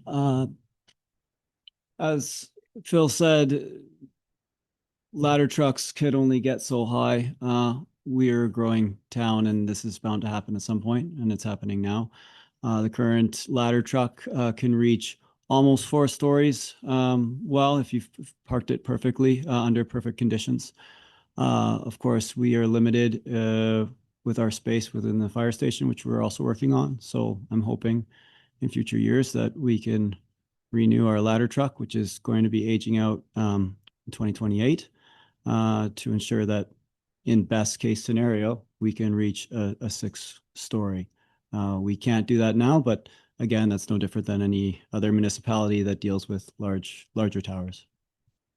Any follow-up, Councillor Manuel? No, what I'm thinking, if I understand what Mr. Armstrong was saying, there are some other measures that will be in place that will assist and maybe limit a fire or restrict its growth. By virtue of construction materials, are you speaking? Construction materials and also sprinklers. Well, Mr. Armstrong, any comments with regards to that? Yep, correct. And just access, there's a fire lane down the east end. There's a hydrant in the middle of the courtyard on the south side. So there are mitigation measures planned into the development. Thank you for that. Thank you for the response. Anything else, council, before we get something on the floor? Mr. Armstrong, you said the developer was coming to the table to assist with some infrastructure. Was that a correct takeaway? Could you just speak to that for a second? Sure. The main projects are the Northeast Booster Station. I can give some dollar figures if to put a little more context to it. The Northeast Booster Station in our water master plan is estimated at 3.5 million. Currently, the town has in its DCC reserves around $850,000 to $890,000. We've, in discussions with the developer, we've talked about earmarking at least $850,000 towards a DCC front ending agreement as part of that. The water mains I spoke of from the reservoir down to in front of the East Indian Kitchen is valued at almost $4 million. A portion of that could be recovered through a latecomer agreement with the developer. So other developments would pay a fee to the town, and that would be remitted back to the developer, say semi-annually, for a portion of those works, the excess portion. And also with the Golden View project, there's likely a requirement to upsize the water main on Golden View, a portion of it. So, you know, those three water projects are necessary for the development to proceed, but they also lead to renewing aging assets that the town has. All that infrastructure dates back to the 80s or later. And then any project these days would be tributary to the connection fees with the 12th Street lift station and pipes. And then I also already spoke to the Pine Drive alternate alignment earlier. Thank you for that. So would these contributions be defined as extraordinary? Or could they be defined as influencing council in their decision-making processes, or is this normal business? I think the infrastructure is of a significant magnitude, and they're off-site. Like I think typically we see frontage improvements all the time with developments. Off-sites aren't unusual, but there's a cascading series of infrastructure here that is before us. And I think when council considers a variance or rezoning for that matter, it's customary to take into consideration infrastructure impacts and benefits to the community. And in fact, there is OCP policy in place for if council does consider a height variance like this in the corridor to consider amenities from the developer. Thank you for that. And I say that in the context of council's responsibility is policy direction and determine how best to provide broad benefit to the community with limited resources. And here's an opportunity that is presented to council for them to consider, digest, and set direction on. So I just share that information. So thank you very much for that. Council, any other comments? Oh, that's third. Third, Cooper. it's my third time around. Ding. Okay, so there's 123 units and 20 hotel units. Is the 20 hotel units, so is there 103 dwelling units for residents? And is there STRs, this property when it's going through, is short-term rentals an option for these, or are these livable housing for town? Is that to assume that STRs are not livable? No. Yeah, so there's 143 units, of which 20 are on the ground floor and per zoning need to be utilized as a commercial use. So that's the hotel aspect. Now, sometimes folks live in hotels longer than the traveling public, but that is the use within the zoning bylaw. The balance, the remaining 123 units, which includes the townhouse units per the variance, the developer is intending to use those as market rental housing and is pursuing financing to that effect. Any follow-up, Councilor Cooper? Thank you. Any other comments? Councilor Guil? You say the developers going to use it as market rental. Is its zone commercial? So is there ability for the people that rent them can STR them? Mr. Armstrong? The zoning allows for dwelling units above the first story, and that would be subject to the developer and their tenancy agreement if they would allow that. But the zoning they'd have to go through the licensing requirements and such. But follow-up. So it's like when you have like say a trailer park, like a mobile home park, you can't STR that. And same with on Fifth Avenue, there's condominiums there. They can't be STR'd, but this one is going to allow it because of the commercial underneath. I just want to know if it's because just recently we had a similar development coming to council where we had brought up the housing needs report, and then the owner of that property voluntarily removed the STR ability. within the second, third, and fourth floors of those, whereas correct me if I'm wrong, the language that's there now dictates that the main floor is commercial, cannot be residential other than commercial residential. Right. So then, we forced the situation by virtue of the existing zoning. well, that's what I'm saying. I'm just wanting to make sure, like, it's long, they're talking long term, but is it Could it? able to be STR'd? Mr. Armstrong, you able to respond? Yes, it is able to be STR. The zone is C6 resort commercial. So the zone I guess at its origin was designed for hotel type development. The zone also allows a convention facility and those types of things. The project the developers brought forward meets the intent of the zone with commercial on the ground floor, and then also dwelling units are allowed above the ground floor, which could be short-term rented. That's not what the developers stated as their intent, and we haven't had any discussions about limiting that beyond the current zoning and what their stated plans are. Any follow-up? With that consideration now, I have a problem considering our housing needs report goes directly against this, and it wasn't apparent in the report that they could be STR'd. So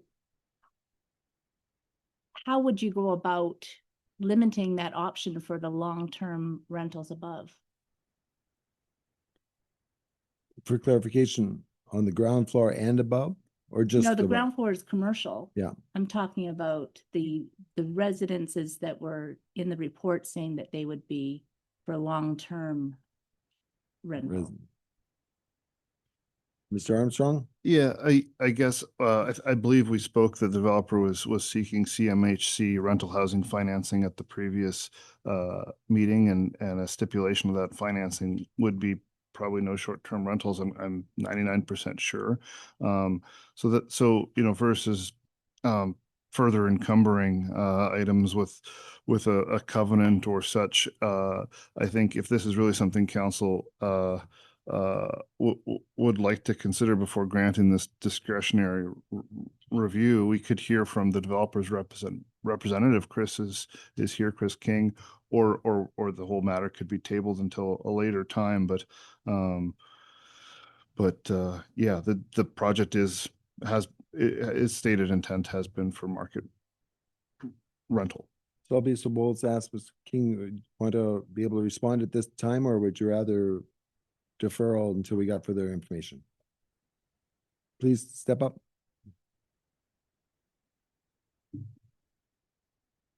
Thank you for the question. Yes, as reiterating from Mr. Armstrong's comment regarding CMHC financing, the intent of this development since the very beginning is for market rental. And through that process, CMHC has very strict financing rules. And we would be under an agreement for 10 years to be able to provide market housing. And within that, there would be certain suites that would be at affordable housing rate. We also have to meet energy requirements and other social responsibility codes for that. Regarding the first floor commercial use, our loophole per se, quote unquote, is yes, we would have to register it as a hotel. With the use of that, we understand that staff housing is a high need, and especially with our sister development across the road with the hotel, we would need to provide staff housing to be able to attract workers and then hopefully transition them into longer stays within the community as permanent residences. So we would dedicate those suites that are the commercial agreement to be staff housing. As we develop the program or the development in phases, we don't want to saturate the market right up front. So there would be a gradual build-in of those buildings, and we would be able to not shock the local economy with a massive amount of housing all at one go.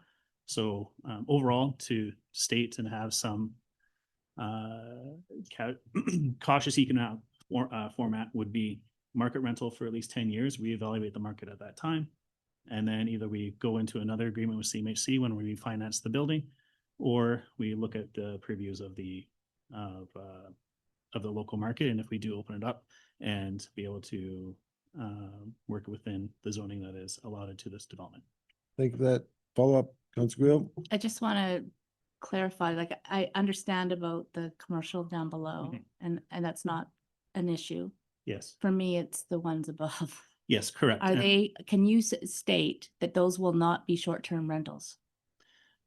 At this time, during our whole entire financing and preview of the business plan and our aimed goal of achieving CMHC financing for 10 years, under that purview of financing to be able to make this project go, we would be under a covenant by CMHC, the federal government, senior governments, to not have short-term rental. Okay. And now, Follow up. one more question. Yeah. If by chance that this development doesn't happen, and would you be willing to put that on a covenant that those properties would not be short-term rentals? Because if, for instance, you build it and then you sell it and then they become short-term rentals. I can't speak to the future ownership of the property. But that's why I would say, would you be willing to put a covenant on it now? I can't speak on behalf of the ownership in that decision. Thank you for that. Councilor Utley. Thank you, Mayor. I guess just to provide general context around the STR bylaw, and I'll pose it as a question to staff to verify and shoot me down if I'm not correct here. But all of the rental units or any residence that's currently legal non-conforming or otherwise is conforming, built within C1 to C4 and in the C6 zone, requires the strata corp or the landlord's approval for STRs, and so there's some market protection around ensuring that tenants, renters aren't scooting out and pocketing a little extra cash under the short-term approach. I guess to wrap it into a question, is that correct through you to staff, to provide a bit of an extra market protection beyond what might be set by financing, which is I think a great protection. Mr. Armstrong? Correct. And if you need landlord permission or the strata's permission as well, if it's a stratified building. Thank you for that. Any follow-up, Councilor Utley? Not at this time. Thank you. Thank you. Councilor Cooper?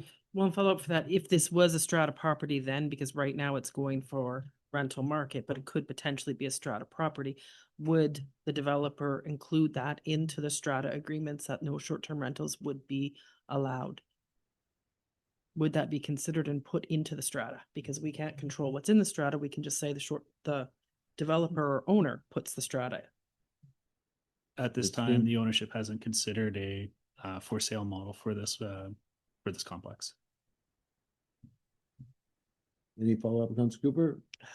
Yeah, kind of. No, I guess it's, I want the development, but I'm hesitant still on the short-term rental aspect. I understand that that's not the intent, but the building could also sell, and then we would have no control over what was happening. So I would really love to see something back from the developer ensuring that short-term rentals was not an option in the strata code, which would meet our bylaw. Because potentially, I know it's not a strata now, but in the future it could be. And there's only a 10-year caveat on the CMH. So 10 years from now, it could all be short-term rentals. So I'm trying to put as much markers in now as possible to stop that from happening. Okay, thank you for that. Councilor Utley? I guess I'd bring up another nuclear option that exists for council in its prerogative for zoning, and in recognition that all policy is sort of living. A council or a this council in a future embodiment may very well decide that a C6 zone doesn't make sense, or any zoning doesn't make sense on a particular lot, and may move forward with repainting lines and deciding that STRs fit here but not here, and there's some prerogative there, and certainly provincial legislation ensures that legal non-conforming statutes don't apply to STRs currently. Of course, provincial governments also change, but for now, there remains some nuclear options that would 100% be chilling for the market, but would remain in council's tool belt if, for whatever reason, things became dire. Hopefully, 143 or 20 staff and then 123 long-term tenants are happily residing, and there are no long-term issues, and maybe the rental tenancy board can be fixed up a bit to make sure that that is possible. And so, at this time on its face, what we are seeing is 10 years of a significant boost to the housing supply. And even if 10% or 20% eventually convert into something that is an STR, which again, it's very crystal ball-y, we're still seeing a net gain of housing long-term to the community that will benefit us for years to come. So certainly supportive of that, of this project. Thank you. Any other comments, council? It's been mentioned a couple times, and Chris, not specifically related to your needing to be there. The comment has been C6, that area is C6 commercial resort. Just kind of going down the path that Councilor Routley was going, as far as these items, albeit they are in the OCP, are at the purview of council. And I say that in the context of Whispering Spruce Mobile Home Park is within that C6, and that may have made sense for the potential conversion of that mobile home park into resort commercial at some time in the past. Obviously, back in 2008, it made sense because it went through the OCP.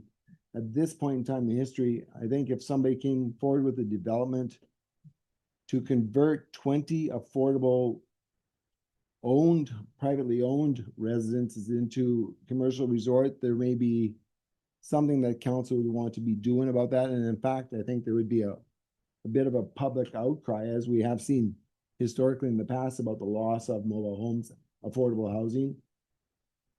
So again, I state this to just reinforce that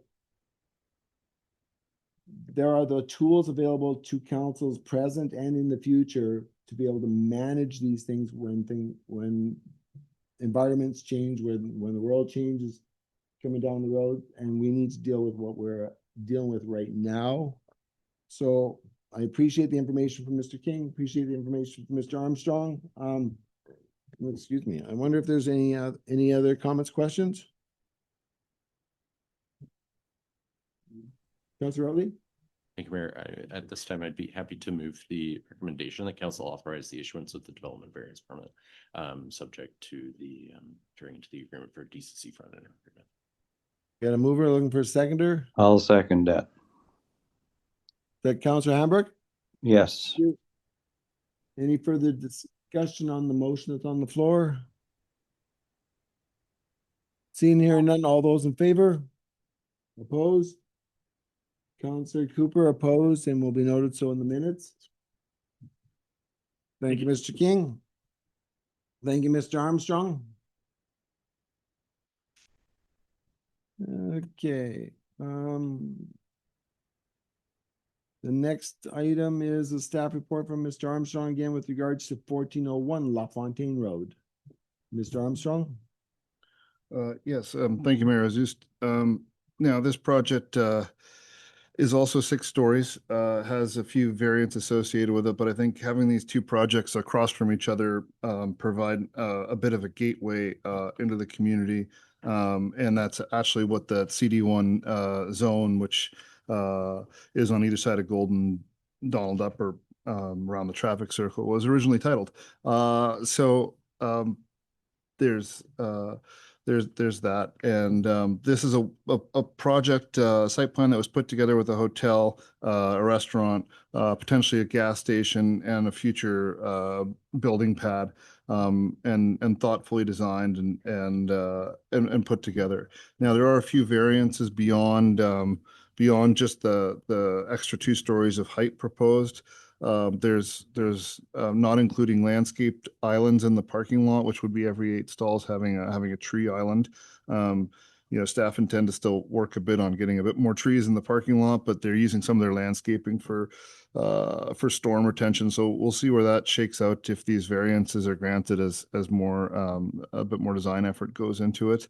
The landscaping in the front is also proposed to be reduced down from 60%, but there's a significant treed area fronting Golden Donald Upper. Those are the 3 variances. We spoke about all the utility impacts and the different items the developer would be taking on as part of the project, with a DCC front ending agreement and latecomer agreement, that those items will be worked on if this variance is approved and brought back to council. There was just to circle back to where's Gord? He was dying to hear this part of the presentation, but we'll go on without him. The development will be required to repave up to center line of Golden Donald Upper, put a shoulder in. We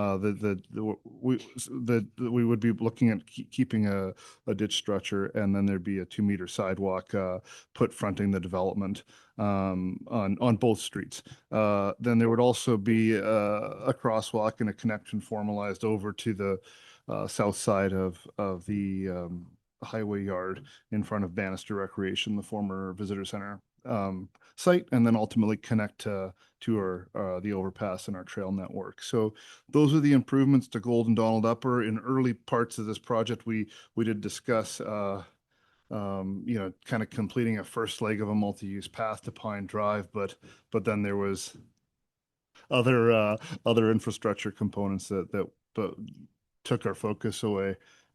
Gord, you missed your 2 minutes of the meeting. Connie will have to fill you in later. Although it's a bit of a digression, Mr. Armstrong, could you speak to the long-range plan for a path along Golden Donald Upper Road specific to Skybridge?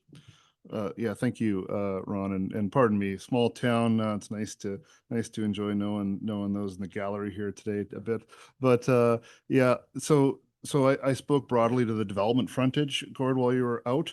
But specifically, the town a few years back negotiated an extraterritorial water sewer servicing agreement with Skybridge, and one of the components of that agreement is at the 5-year mark there to provide a plan to create a multi-use path basically from the traffic circle to their driveway. So that's kind of item 1 of advancing a plan forward for this corridor. And item 2 is currently at golden.ca/DCC. There is a survey out for the proposed DCC program. One of those DCC projects is to complete, let's call it leg 1 and 2, I suppose, of that multi-use path. So from the traffic circle to Granite Drive would be a DCC project that hopefully within the 20-year window of that program, enough money would be accumulated to complete the multi-use path up to Granite Drive.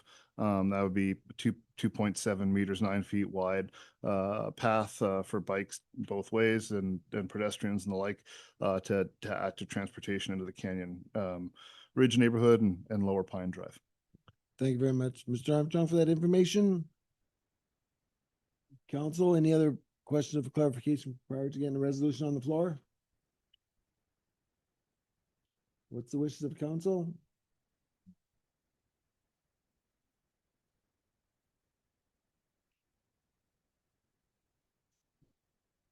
Sure, please.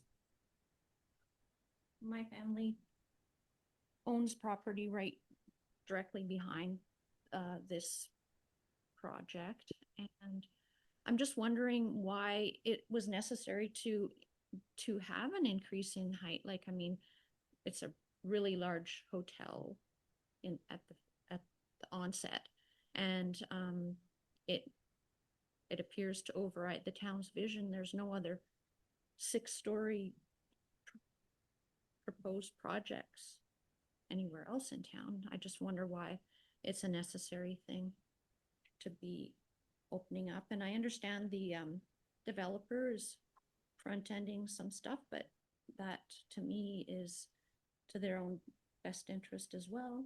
Like, I mean, I think we're not averse to development, but to do it in a fashion that appears pretty aggressive. And if you saw the state of it, it doesn't seem to meet the aesthetic of architectural design that you know, a mountain resort town would look. It looks like a hospital to me. I'm just wondering why it's necessary to consider these great increases in height and increasing density at a one-shot deal when we need to grow it instead of all of a sudden there's huge buildings. And my family's definitely not averse to development. We just think it has to be done in a thoughtful way that can address the problems that are going to be coming in terms of density and congestion and the number of visitors in that area. I haven't seen the traffic impact studies, but anyway, just like to know why it's necessary. Thank you for that. And I'll be so bold as to answer the why it's necessary. In that a developer brings a proposal before us, we have the responsibility to hear that out, weigh it, and consider the variances as requested. I'd also be so bold as to reiterate a comment that was made earlier during this meeting, is that it was coming. It's here now. I think there's always been that consideration that economics is going to drive what is being built. And that seems to be a key part from some of the previous developments we've seen. And I think of the BC Housing and the over on 11th Ave. And they came back and said that they needed to do a 3rd floor to have price point economics to be able to build it. So I put that into that context. So we need 6 stories to meet the price point? Is that? Evidently, the builders need to build a number of units to break down the price point per unit so it's actually affordable to build even in a market like Golden, which is by some definitions expensive and by other definitions affordable. To the density, I'd be so bold as to say that it's always been the desire to increase density as opposed to increase the footprint of the community. And that is longstanding from my 12 years here on council, and even actually my 15 years on council. And even prior to that, that was the direction of councils of a long time ago. And I would venture to say almost 20 years ago, in that growth within our community fit within that footprint so that we do not take on that much more infrastructure than is necessary within the footprint. So it's expensive to maintain the existing footprint, but it is much more expensive long-term to build new infrastructure and be able to add that to the inventory of what you have to maintain. Staff, anything you want to add? Well, I think speaking to why the developer proposed a 6-story building, I think they would be best to speak to that.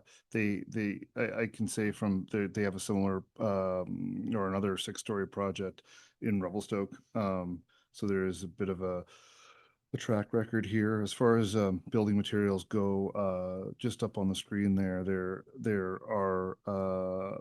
is some style to the project with the porte cochere, like the arrival point to the hotel with timbers and some style to it.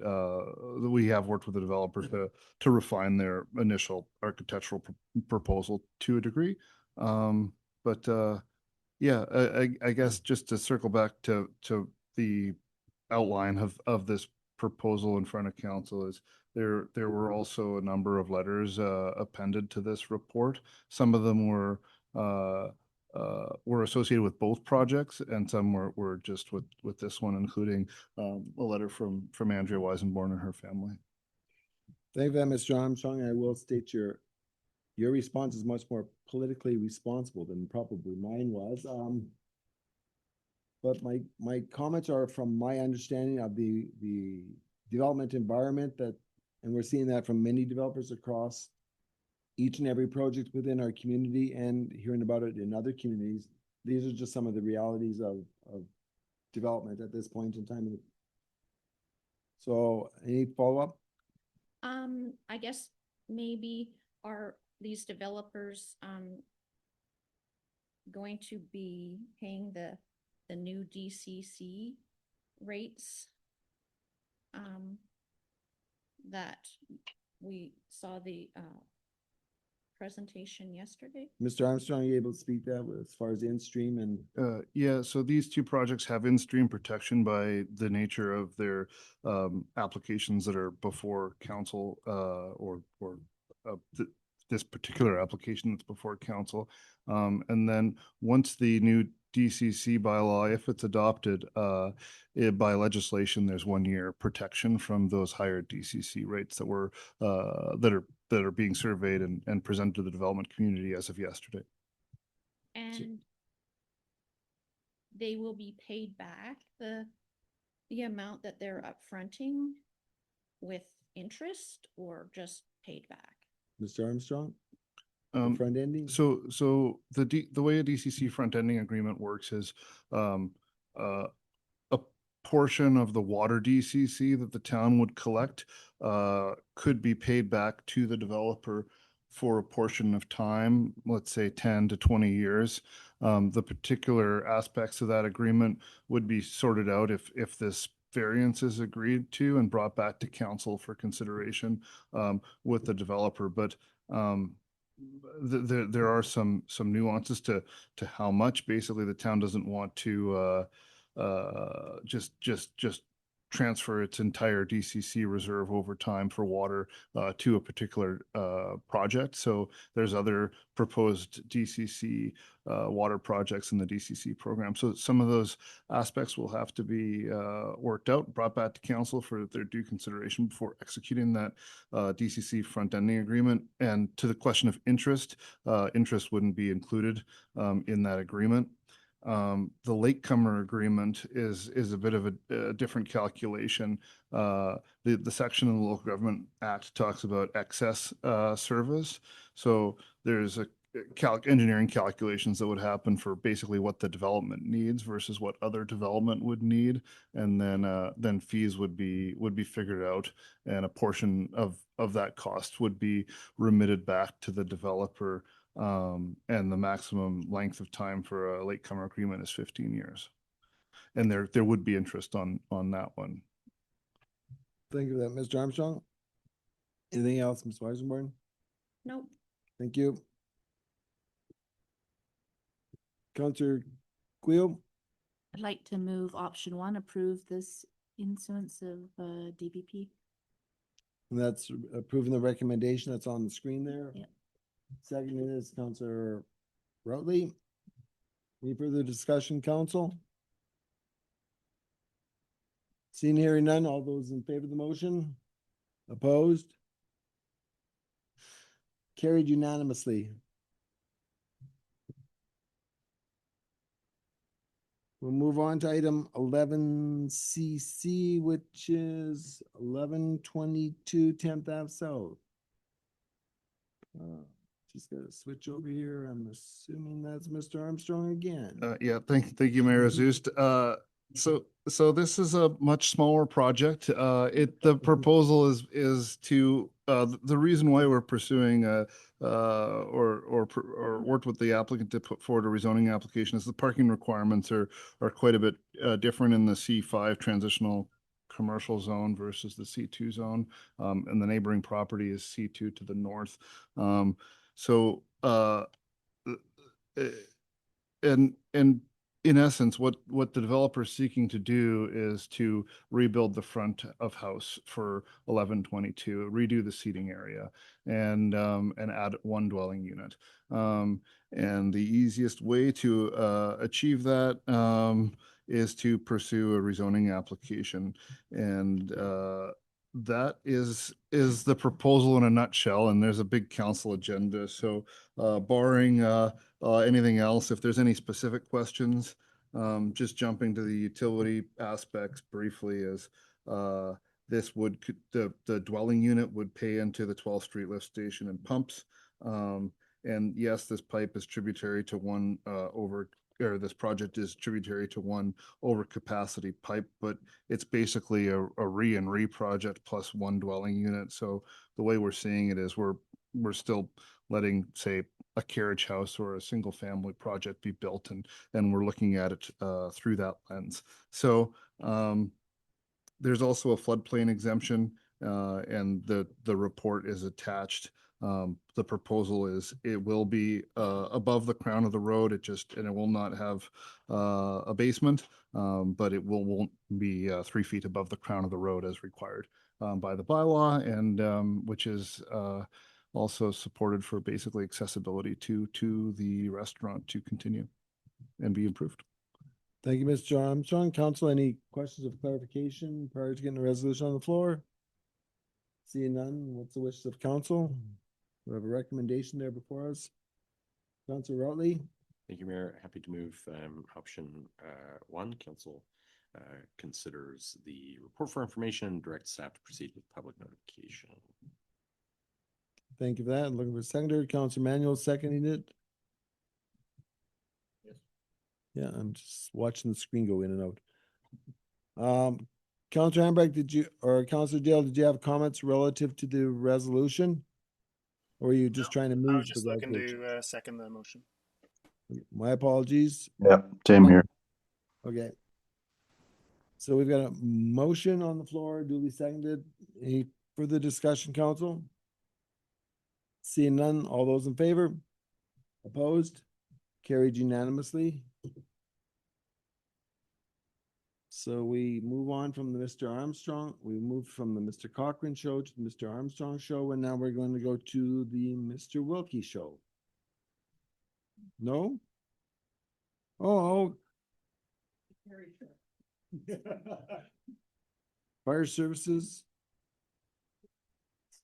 Number 11 on the agenda. Oh, I have community wildfire resiliency. That was removed. That's my bad. My apologies. So we're moving on to bylaws. The Miss White show. Thank you, Mayor and Apologies. Council. Before you, you have a report and accompanying draft of the proposed Town of Golden Responsible Pet Ownership and Animal Control Bylaw for your consideration of reading 2.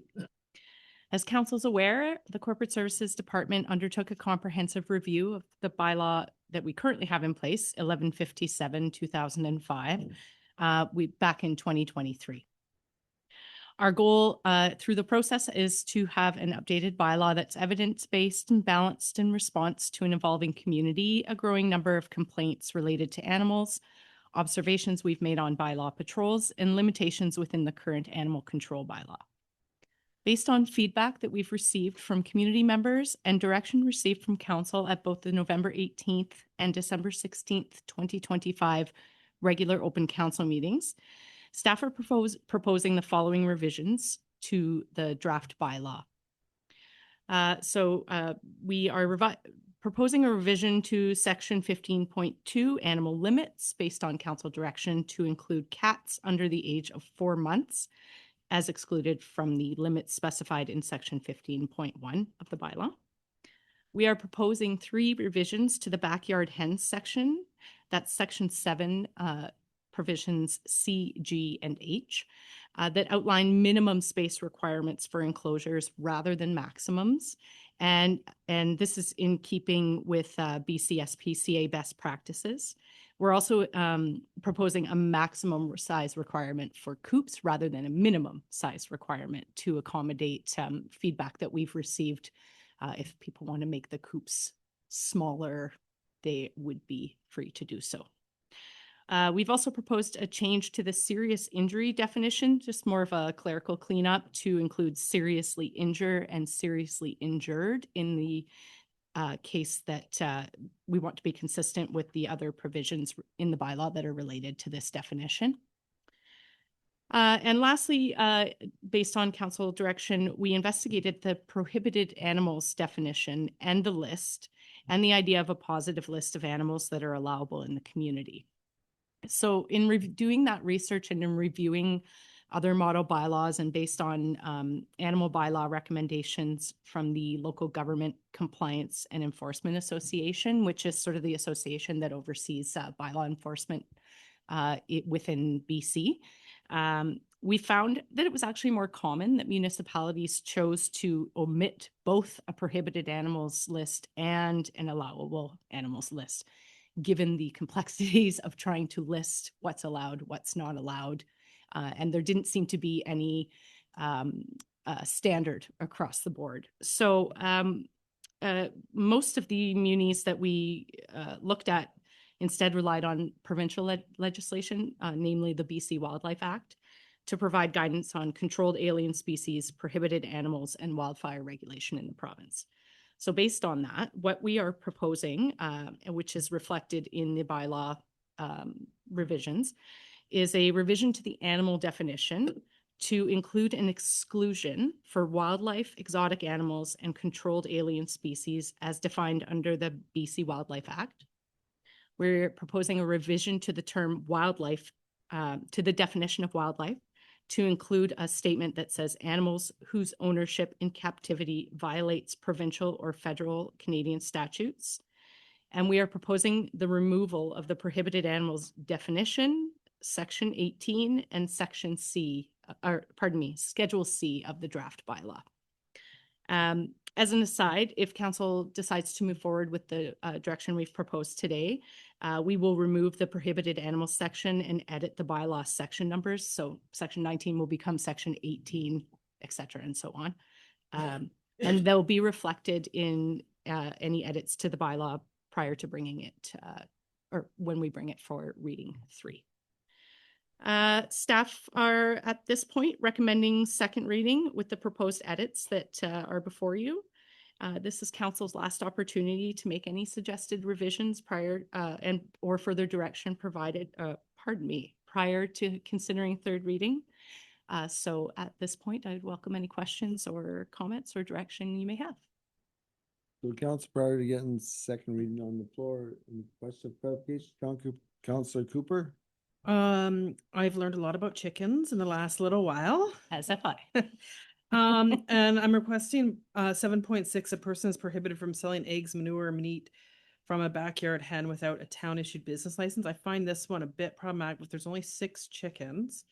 What I've learned, they really only lay in the summertime. And when I look at business license, it's for profit, and a backyard person selling their neighbor eggs for $5, they're not making a profit. It's for them to maintain their facilities, basically, kind of, sort of. It's not a business per se. So having that caveat that they have to have a town issued business license, I feel is a little bit reaching to what they're selling for eggs for just grab my pen. A short term summer license might require. If anyone like have discussion around. Thank you for that. Any comments? Through your worship, it's in council's purview to suggest any changes to their bylaw. I would just add that this is a common practice in municipal animal control bylaws. It is something we noticed in many of the model bylaws we looked at. And we did confer with both the Planning and Development Department, who oversee business licensing, and amongst ourselves prior to making that suggested provision. However, as stated, it is in council's purview. So if that's direction council when I would like did to look at the bylaw or our business license, chickens, selling of eggs or something is not in as a business license. The categories. Category's not in there for a business license, and it does state that business license for profit, and I don't see this as a profitable business for someone as opposed to a hobby in their yard. So Any response or any comments? No. I have none. No. So we'll, and that's okay. So I'll throw this out to council. Do you want to put that in the form of a motion, a resolution of sorts? Well, if council agrees, I would reside to take out section 7.6, that backyard selling of eggs and manure would be requiring a town business license. So I'll take that as a motion. I'm looking for a seconder. Councilor Manuel, second that. Speaking to the motion. Councilor Routley.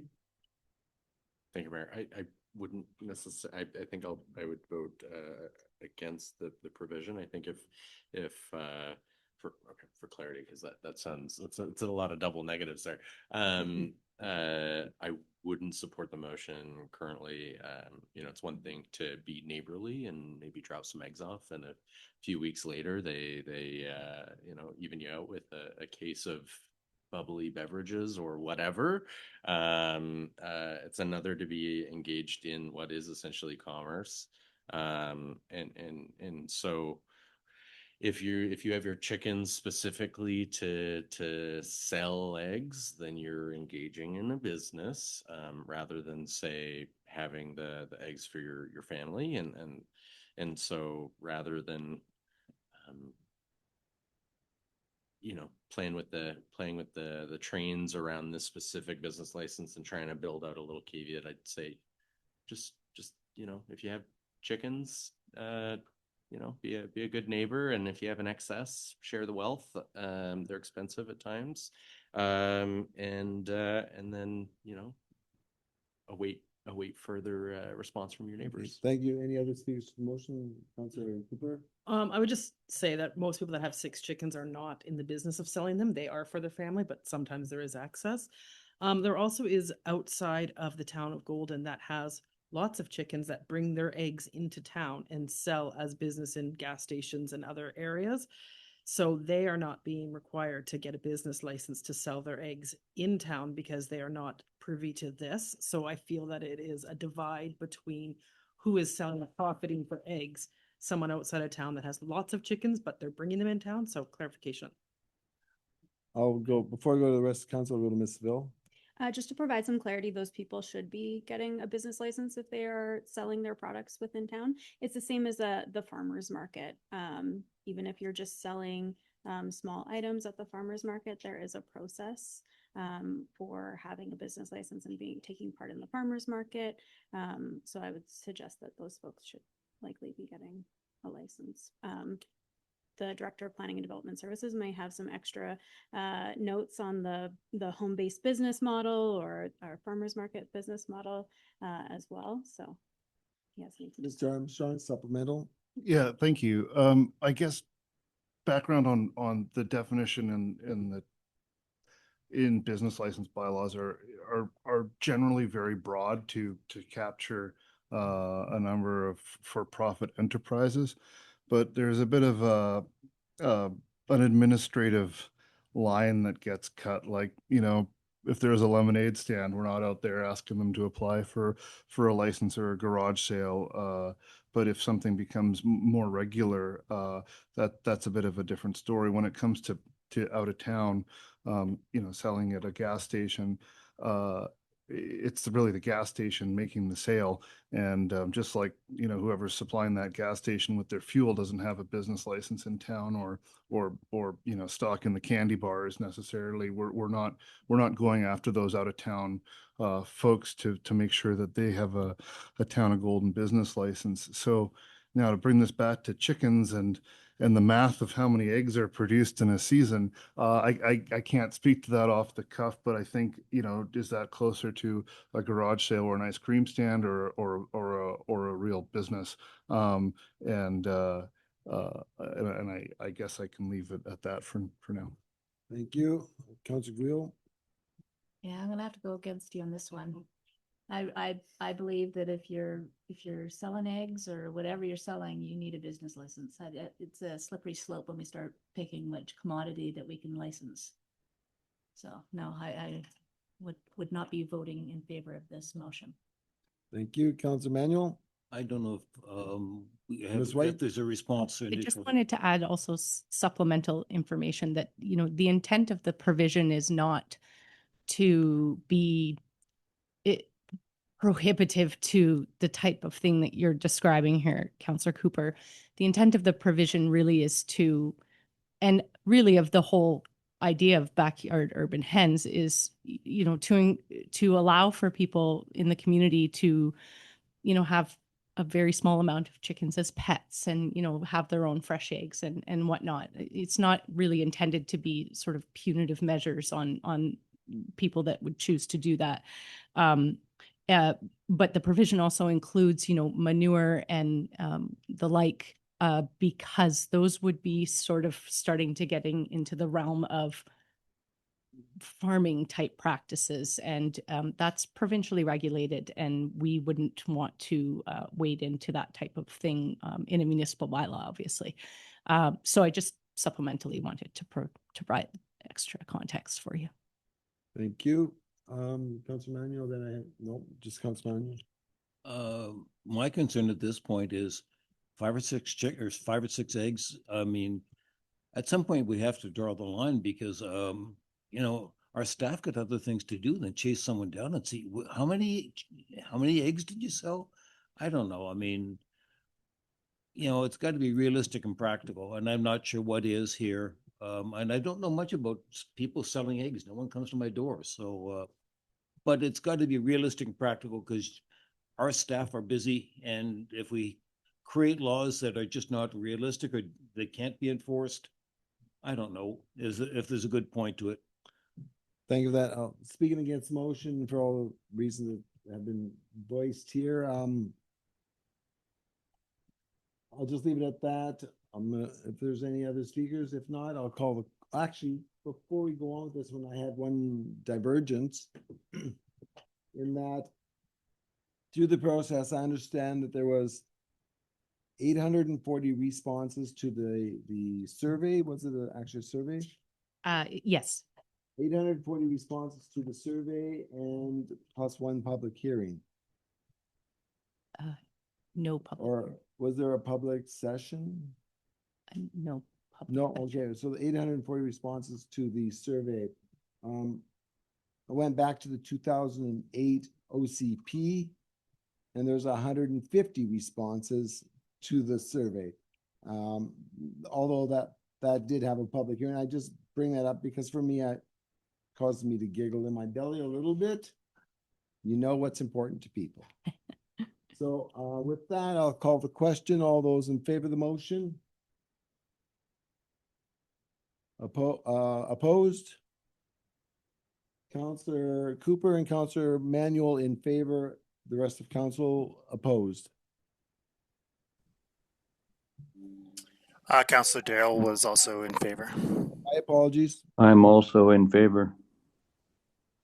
Ooh. Motion is passed. Anything more from staff, Ms. White? Just looking for direction on reading 2 with the proposed change. Thank you for that. So, Councillor Manuel, you're moving. I just want to further comment to Ms. White. I appreciate the fact that we're not trying to, in terms of economy of effort, again, we're not trying to define what kind of animals we don't want to see in our community. We're referring to the province, and they can change things and we can adapt. But I mean, we don't want to spend too much time looking at what we want to and what we change, what changes and all this kind of thing. It's an economy of effort, which I appreciate. So, Councillor, we're moving to item 11A, back to item A for second reading as amended. Looking for a mover, Councillor Routley, seconded by Councillor Cooper. Any further discussion? You never know where the surprises are. All those in favor? Opposed? Carried unanimously. Thank you for that. Thank you, council. Thank you. Woo-hoo. Don't be sorry. You moved something forward. We're on to the agenda. Bylaws, we're under 11B. Bylaw 1506, Town of Golden Official Community Plan Amendment. 7 short-term rental, and bylaw 1507, 2025 Town of Golden Zoning Amendment. 7's R4 short-term rental for second and third reading. Mr. Armstrong, any comments to start us off? Just that, there was significant public correspondence received as part of the, public hearing process associated with these 2 amendment bylaws. I think prior to this, for a rezoning application in my time with the town, maybe 30 letters, 36, something like that were received. I haven't gone back and looked. There's over 50 received.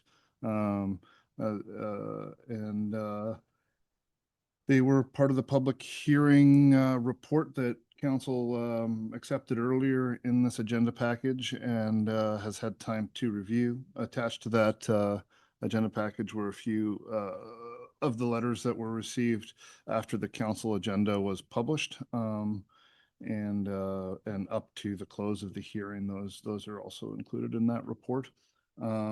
Really, I guess these 2 bylaws represent a trade-off that council needs to consider, seeing a residential townhouse project built out, that could range from 34 to 42 units as the developer has currently in mind, that would allow an STR component to it. The trade-off is an infrastructure improvement to a booster station that dates back to the early 70s, and in increasing the ability to basically keep the reservoir fuller, up on the hill, both for the build out, but also if there's ever a multi-building fire up on the hill. So that's in a nutshell, I suppose some of the factors amongst others that council's weighing with these 2 bylaws. And sorry, Mayor, just if there's any questions from council, staff can answer them. I understand there was some written questions to yourself. Was that accurate? Some emailed questions or something of that nature? There was someone had alluded to that in some of the communications with regards to these bylaws. I guess the question is, have you received any questions in writing from council members relative to these bylaws? Yeah, there's been a couple questions from council that I thought if council wanted those addressed by myself or other members of staff, we could speak to those today. A particular one that stood out to me was, how important is this booster station?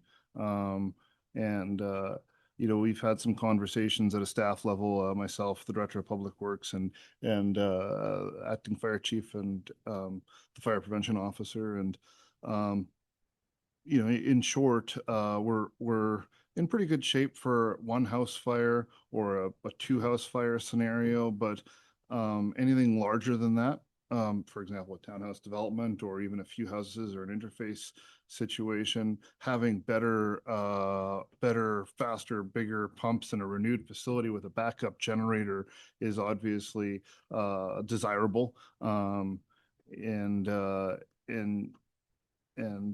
Also that we're nearing on over a 70-year-old facility. It's one of the top priorities in our integrated water strategy. So it is a valued, needed piece of infrastructure.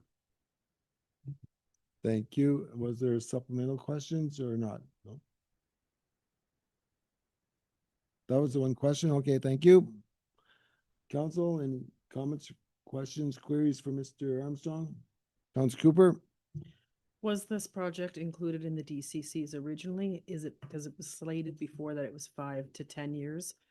That the comment was it was 5 to 10 years before this was coming through as a need for the current population on the area. So is it a DCC project? Mr. Armstrong? It's not a current development cost charge project, and it's not a proposed development cost charge. Some of the work that staff did in 2024 and 2025 and in working on the DCC program was looking at infrastructure that was more community-wide or benefited multiple development sites versus one that was maybe more area-specific, and that's where this particular project didn't make the cut into the proposed development cost charge program. There is significantly more infrastructure that could have gone into our proposed DCC program, you know, with a capital project well over $100 million. In narrowing that down to something that is potentially palatable to the development community and also to the taxpayer, we landed more around a capital program of around $30 million, $28 million.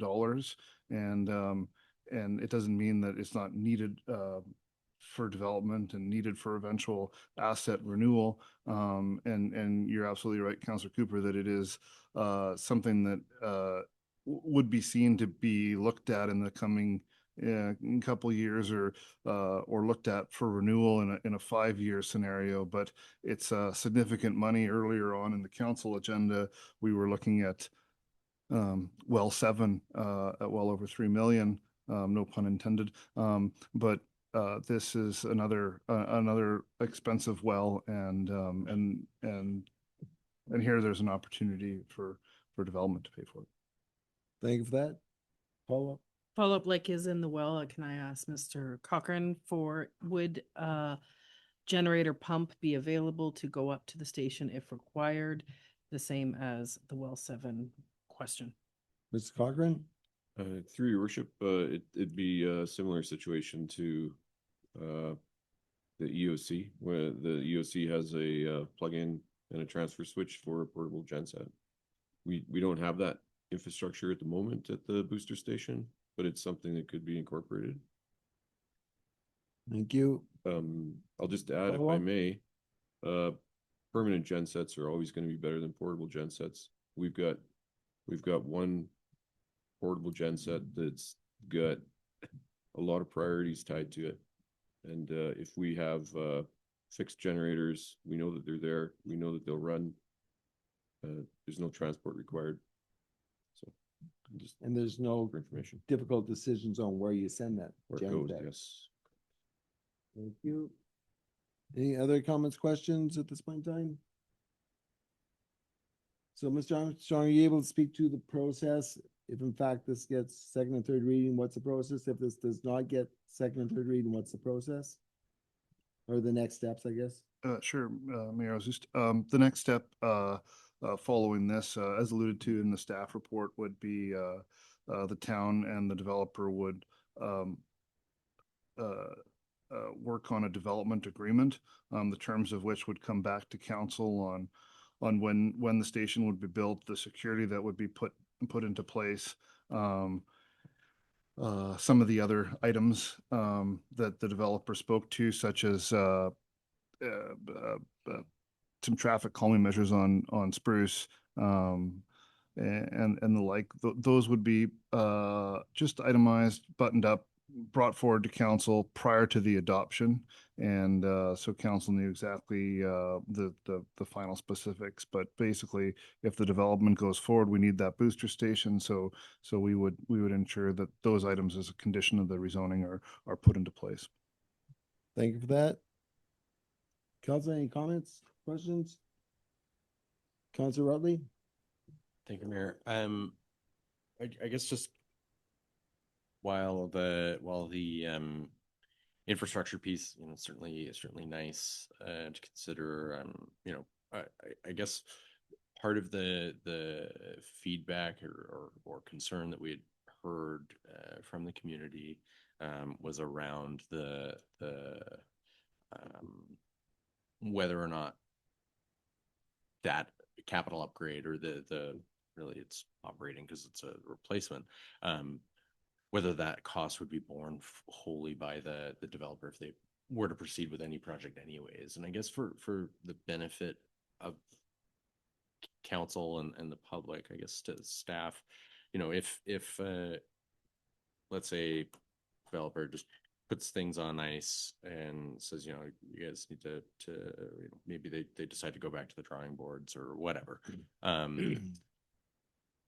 The Southeast Booster Station, like the taxpayer would be responsible, and frame it as a question, would the taxpayer be responsible for everything, for the full cost, or to replace the existing capacity and then any extra cost, which would likely be less than the full 2 mil being proposed, the price tag being proposed?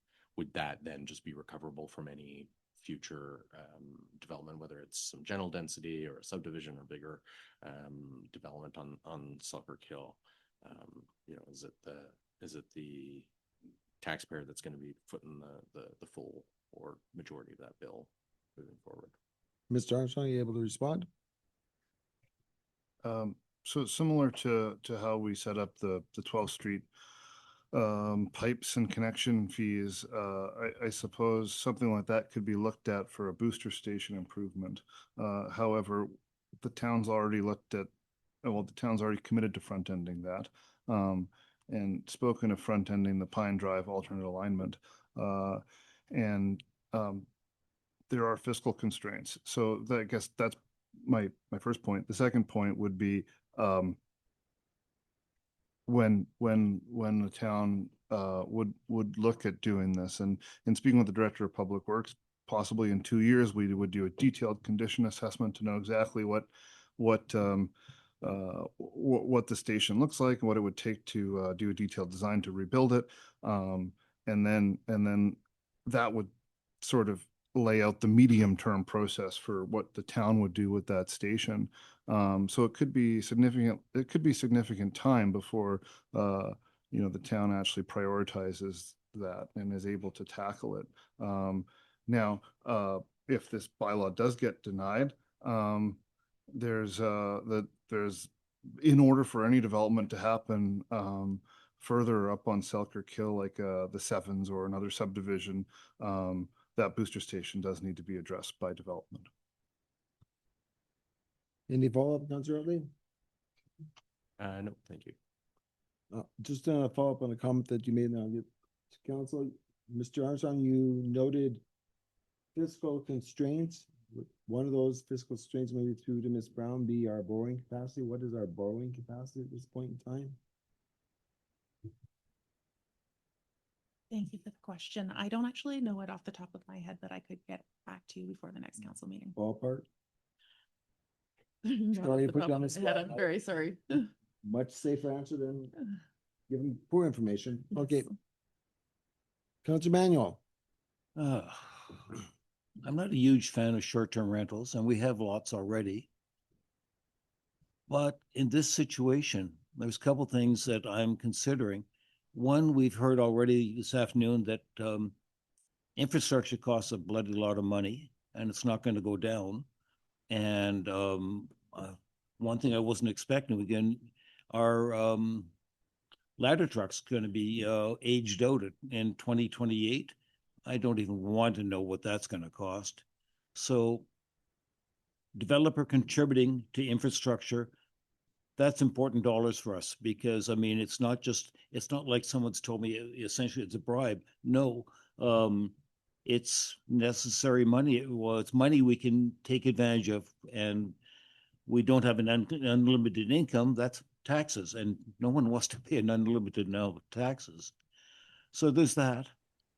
There's also the fact that I have heard from several people that they're worried about the increased traffic going down 14th Street down the hill. Not a great road, I understand that. Hopefully we can do something in the future if we have the money. But with short-term rentals, as someone has pointed out to me, you can have less people going down that road than if it was permanent residents. Because short-term rentals, Well, they're not gonna be going down in the shoulder seasons in the spring or in the fall because, the tourists aren't there.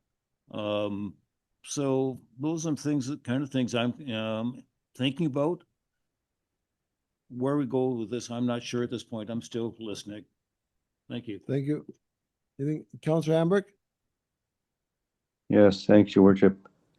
I know there's been a lot of discussion and pros and cons and a lot of community input, but I would like to move the recommendation as listed. For second and third reading? Yes. Thank you. Look, got a mover looking for a seconder? Councillor Manuel? So any discussion with the resolution that's on the floor? Councillor Cooper? I'll speak against the resolution, just looking at what we have as the short-term housing report in 2025. And in the short-term housing report, in our housing report, it states Golden is required to use this report to review and update OCP and zoning bylaw to ensure sufficiency, capacity, and accommodation, the identifying housing needs. Short-term rentals does not meet our housing needs. It's on the previous projects, I'm just going to say Oso and Riverstone, 72% of those buildings ended up being short-term rentals. This project doesn't meet our housing report needs that is guiding my decisions today. Thank you. Councillor Rowley? Thank you, Your Worship. And it's certainly an unfortunate I guess, example of long-term consequences, whether it's from a provincial decision to sell land that frankly doesn't make a whole lot of sense. It's so detached from the remaining neighborhood, or even council in thinking that an R4 development would make sense in a neighborhood that is otherwise low density. It's a really bizarre lot, and I have said in the past, I think on the previous consideration for a rezoning on this parcel, that it really is just the worst lot possible because it just doesn't make sense. But here we are. The fact is that traffic considerations right now are a concern on Selkirk Hill. This is something that ought to have been on the radar for the 20 years that the subdivision has slowly rolled out up there. And it's certainly exacerbated by the winter seasons when we actually have snow. Having tried to drive up there like a doofus in a front wheel drive, I can attest that it's not advisable. But I see a real path forward to try to address at least that stretch of road within the proposed DCC's bylaw and the traffic feasibility. That being said, it's the current it's the fact that locals feel comfortable on that road enough that we're seeing some of the speed issues. The 100% visitors would undoubtedly contribute to the quantity. I couldn't possibly guess as to whether or not they would drive more dangerously or anything. But certainly there's the comfort level with being a local when you go up to even do a summer kick show. I see a path forward with traffic. Certainly Councillor Manuel's point around, technically the quantity with STRs, if they become STRs, just because it's an allowed zone doesn't necessarily mean that they will become short-term rentals in the same sense that technically Oso East could also be short-term rented, but the market has decided not to do that because the landlord does not move forward with that. So I wanted, I guess, to touch on some of those concerns that folks had raised around certainly the fiscal contribution, the traffic, and then generally this concept around R4 scarcity, or I guess the precedent setting. The reality is that as mentioned in the earlier today, the zoning bylaw, like all policies of council, are living documents, and that as we move forward with an OCP and zoning process, we may well decide, as we did earlier this year, that it's prudent to move forward with increasing density in a measured way, and we could add quite a few more R4 lots that would make better sense for full long-term either condos or rentals, closer in the heart of the community, rather kind of on the outlier, on the margins. So I suppose, to summarize, I would be supportive of the resolution as brought forward. Thank you. Councilor Guil? Thank you. I want to be clear about what we're actually deciding here. This is not a rezoning request grounded in new land merit. This is a request for a site-specific OCP amendment to allow short-term rentals, to improve the marketability for the developer. That distinction matters because once we write exceptions into our highest level planning document, we do shape expectations and set precedents for how future applications will be framed and assessed. So nothing material has changed since we denied this project. Site's the same, the neighborhood context is the same, and the underlying planning framework is the same. Even the claim that it's a community-wide taxation benefit, it's not new to council. We weighed those same everything in 2023. But what has changed is that two very recent reports are now being used to create pressure in different directions. The first, the 2025 Integrated Water Study, it identifies a real infrastructure constraint. That information is really important, but infrastructure capacity belongs in capital planning, service strategies, and growth sequencing. It does not establish land use merit, and it does not justify a site-specific policy exemption in the OCP.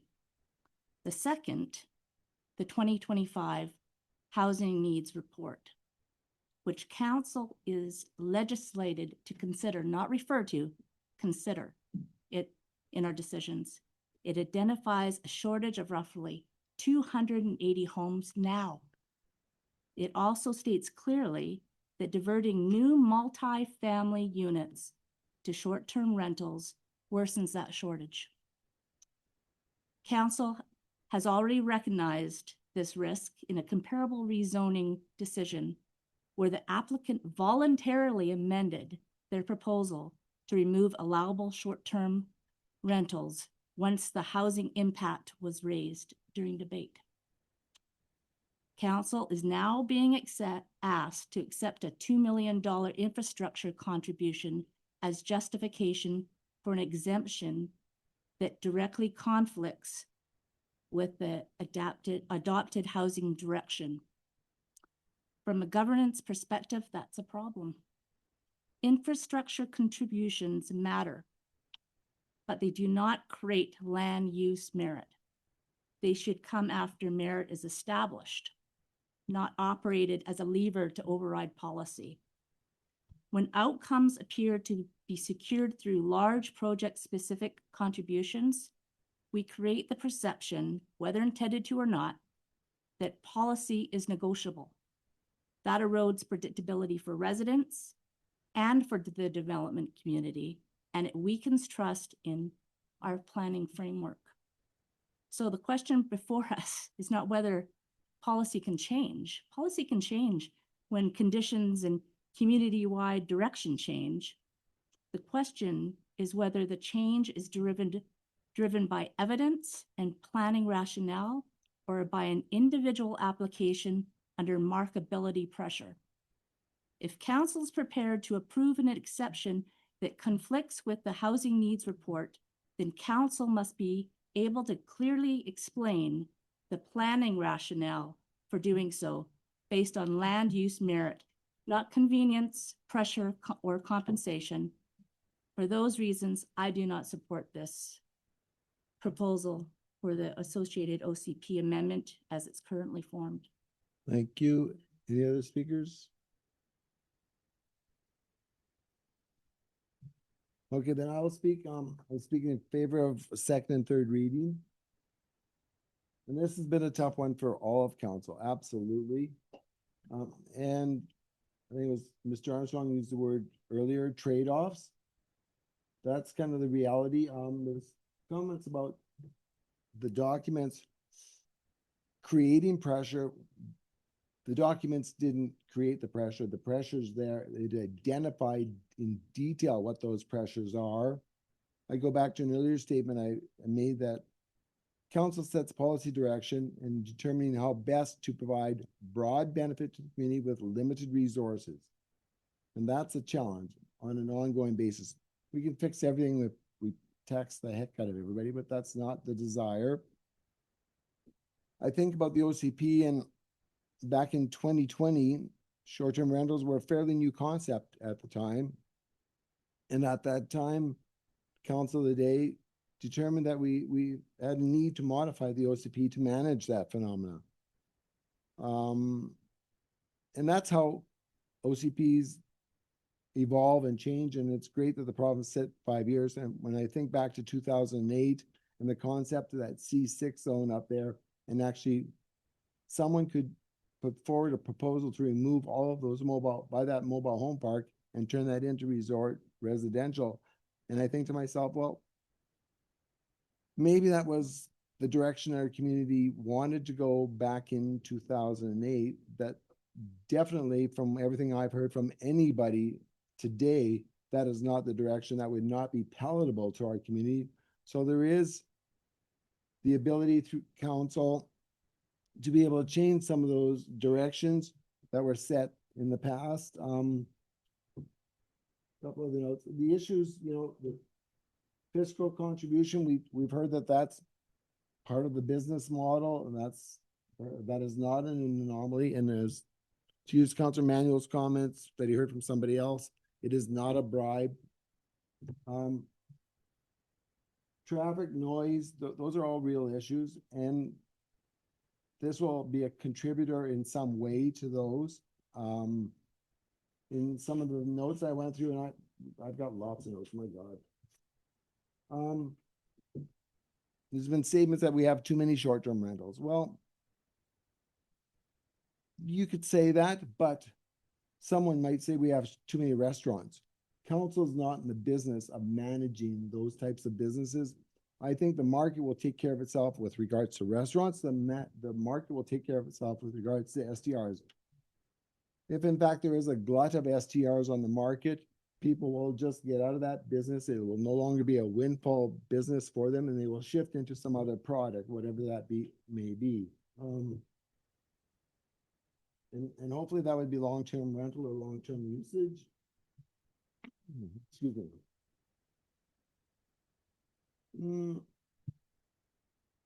Personally, I believe that, well, this is site specific. Personally, I believe it is not precedent set in any way for myself. Should I be on council in 2 years from now or 12 years from now, heaven forbid. This is very much site specific, and yes, the council of the future can think about what the council of the past did, but they need to take all the information of that day, put it into their, do some really tough thinking and figure out which way to go. Let's see if I think I'll leave it at that. So I'm speaking in favor of second and third reading. Any other speakers? Councilor Cooper. I just want to refer the fact that the housing needs report is from 2025. It's not a historical, it's a 2025 document, and the bylaw was created in 2023. So again, we're not looking that far back. And both of these documents in the housing report, it says Golden is required to use this report. Though that's the wording from the report. And it states that we require 122 ownership and 103 rentals. And it also states that STRs reduce us reaching these goals. So it is problematic. The housing reports is very clear that short-term rentals is not in the benefit of the community. It's not in the benefit of the housing market. And it's a 2025 document that for good governance, we should be referring to. And this amendment is completely opposite to what our report in front of us from 2025 is stating. So again, I will be voting against it. Thank you. Councilor Utley. Thank you, Mayor. Yeah, we've as you'd mentioned, the OCP 18 years old, getting ready to vote this year, and a zoning bylaw that has remained, largely stagnant, if not for the specific applications from property owners. It's true that the housing needs report 100% short-term rentals, when they are implemented in existing stock, they immediately pull that housing, long-term housing, out of the pool. In this case, we have a purpose-built operation. Similarly, we'd had purpose-built operations with Oso and Riverstone that through the provision or allowance, not necessarily provision, but the allowance of short-term rentals, we ended up adding to the housing stock. Again, while it would be great to see all 102 or so, 106 units all be long-term, either owned or rented. The reality is that there was still a net positive gain through those projects, despite there being short-term rentals allowed. I think that over the course of the last 18 years, we have been static in our zoning approach, despite the fact that 18 years ago, we had recognized that we were going to begin pricing, or were actively already seeing people priced out of their hometown. And rather than immediately unlocking for gentle density, it was only until this year that we eliminated exclusionary zoning in R1, not because we wanted to necessarily, although I fully supported it, but because the province legislated it. Again, just because everything is R1S, R1D, or above, doesn't necessarily mean that people lose the option to build their single family home. It is simply an allowance of what they may do. Similarly, for this project, just because STRs may be allowed doesn't mean that we don't have 15, 16 long-term residents, or a few of those visitors that come through decide to also call Golden home, and it contributes to the pricing out possibly, but those are also extremely valuable additions to our community. And I think that there was some reference to the weekender effect, and I would note that weekender effect part 2 recognizes that visitors also add to the fabric of our community when they decide to call the place that they love to visit home eventually. I get the frustration. I want to acknowledge the pitchforks and torches, and recognize the fact that because there has been so little progress on enabling gentle density. We have the tools now for detached secondary residential dwellings, but beyond that, the zoning bylaw actually makes it quite difficult if it's taller than your own building, or a number of other barriers that are arbitrarily getting in the way. Council, every time we see a DSRD application, has approved so far, and I look forward to the new zoning bylaw that hopefully eliminates all those barriers, so that we're not forced to be pragmatic in situations, whether it's adding an extra 2 stories on top of the project, say with Ridge North America, or having to allow a use on a property just to unlock more housing. I look forward to that moving forward, that people could walk into council or walk into town hall with a building permit to add a cottage suite in their backyard, and maybe even walk out the same day with a building permit. That's the dream. We're not there. We've had 18 years to get there. And so it's time for us to play catch up. And unfortunately, we're in an opportunity to be pragmatic. So I guess I'd close it with that. Thank you for that. Councilor Manuel? Boy. First, this is not precedent setting. We do this, we look at things individually. So I don't buy it that this is precedent. Not in the legal sense, certainly, where I used to be. This is not a choice between Airbnb and long-term housing. We don't have both. We don't have that option. And as Councillor Routley has said, we need to take this. We need to figure out how we can create, or not create, but make the space open for more affordable housing. It may be basement suites, for God's sake. It may be cottage houses or something like that. But we need to, and there are people working on ways of making this simpler for both of those things. We need to create more affordable housing, but that's a separate thing. I mean, that's not going to happen here as far as I know. So, yeah, that's what's on the table is what's on the table. It's not one or the other, because this doesn't offer that choice. Thank you for that. Councilor Guil? So we have a housing needs report that we're supposed to abide by.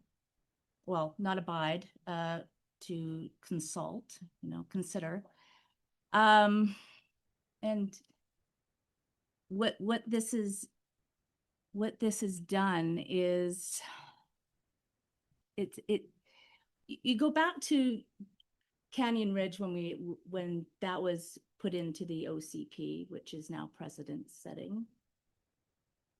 And this will be alongside it. Have we not learned anything since that happened?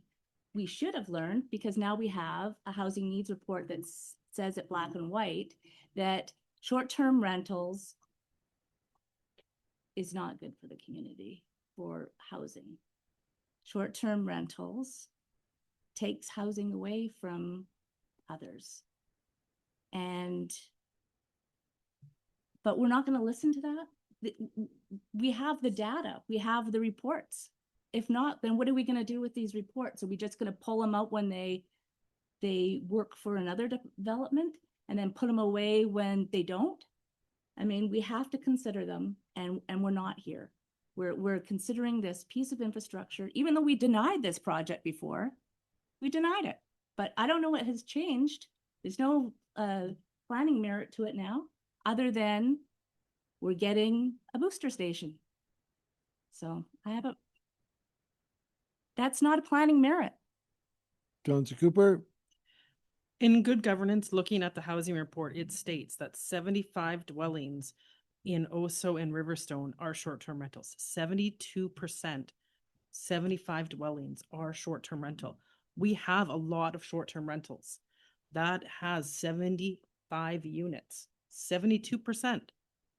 We don't require any more short-term rentals in our community. It does not support housing at all for our community.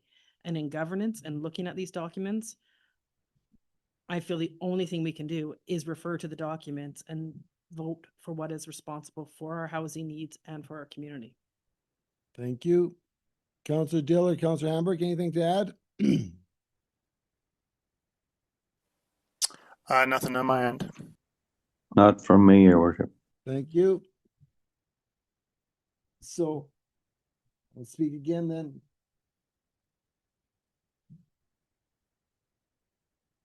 To the housing report, and yes, and I would restate Councilor Routley's comment that when you convert an existing residence into a short-term rental, you are pulling either a rental unit, a basement unit, or something out of the housing stock. housing changes uses over time. And as someone who has had short-term rentals, long-term rentals, and is now looking to sell product, that's just the reality of the product. And the reality is, without people building stuff, there is not going to be anything that has that opportunity to change use over time. When we talk about affordable housing, I mean, depends on one's conversation around that. I mean, a lot of that is non-market housing to meet a certain need within the community, and that is not going to happen. That has not happened to this point in time by developers. That takes government subsidy, support, financing, the whole, or land as the case may be. So that's all that it takes to provide non-market housing in a community. I truly believe we need to get product into our community. The more product we have, developers with that will hopefully bring price points down by virtue of lots of product on the market. And that's why we need the varied products. And again, just restate that housing changes uses over time. Just think about some of your own personal experiences, whether it be single family residence or even commercial buildings. It does change over time. I want to say to council, lots of thought, very difficult situation, great discussion. I would almost be so bold to say almost a bit debate. We didn't cross the lines. I think we'll all stay friends through this process. I know we will. But it's a difficult situation. And with that, I will call the question. All those in favor of the motion? Councillor Dale, Councillor Hambrick? Councillor Hambrick in favor? All those opposed? Councillor Dale, Councillor Guile, and Councillor Cooper. The motion is carried. And that's not the end of the meeting. So we'll move on to item 11C, which is the Town of Golden Civic Center rates for adoption. Mr. Petrovic, do you want to speak to that, please? Yes, thank you, Your Worship. Pretty simple report. Council's been presented with this bylaw prior.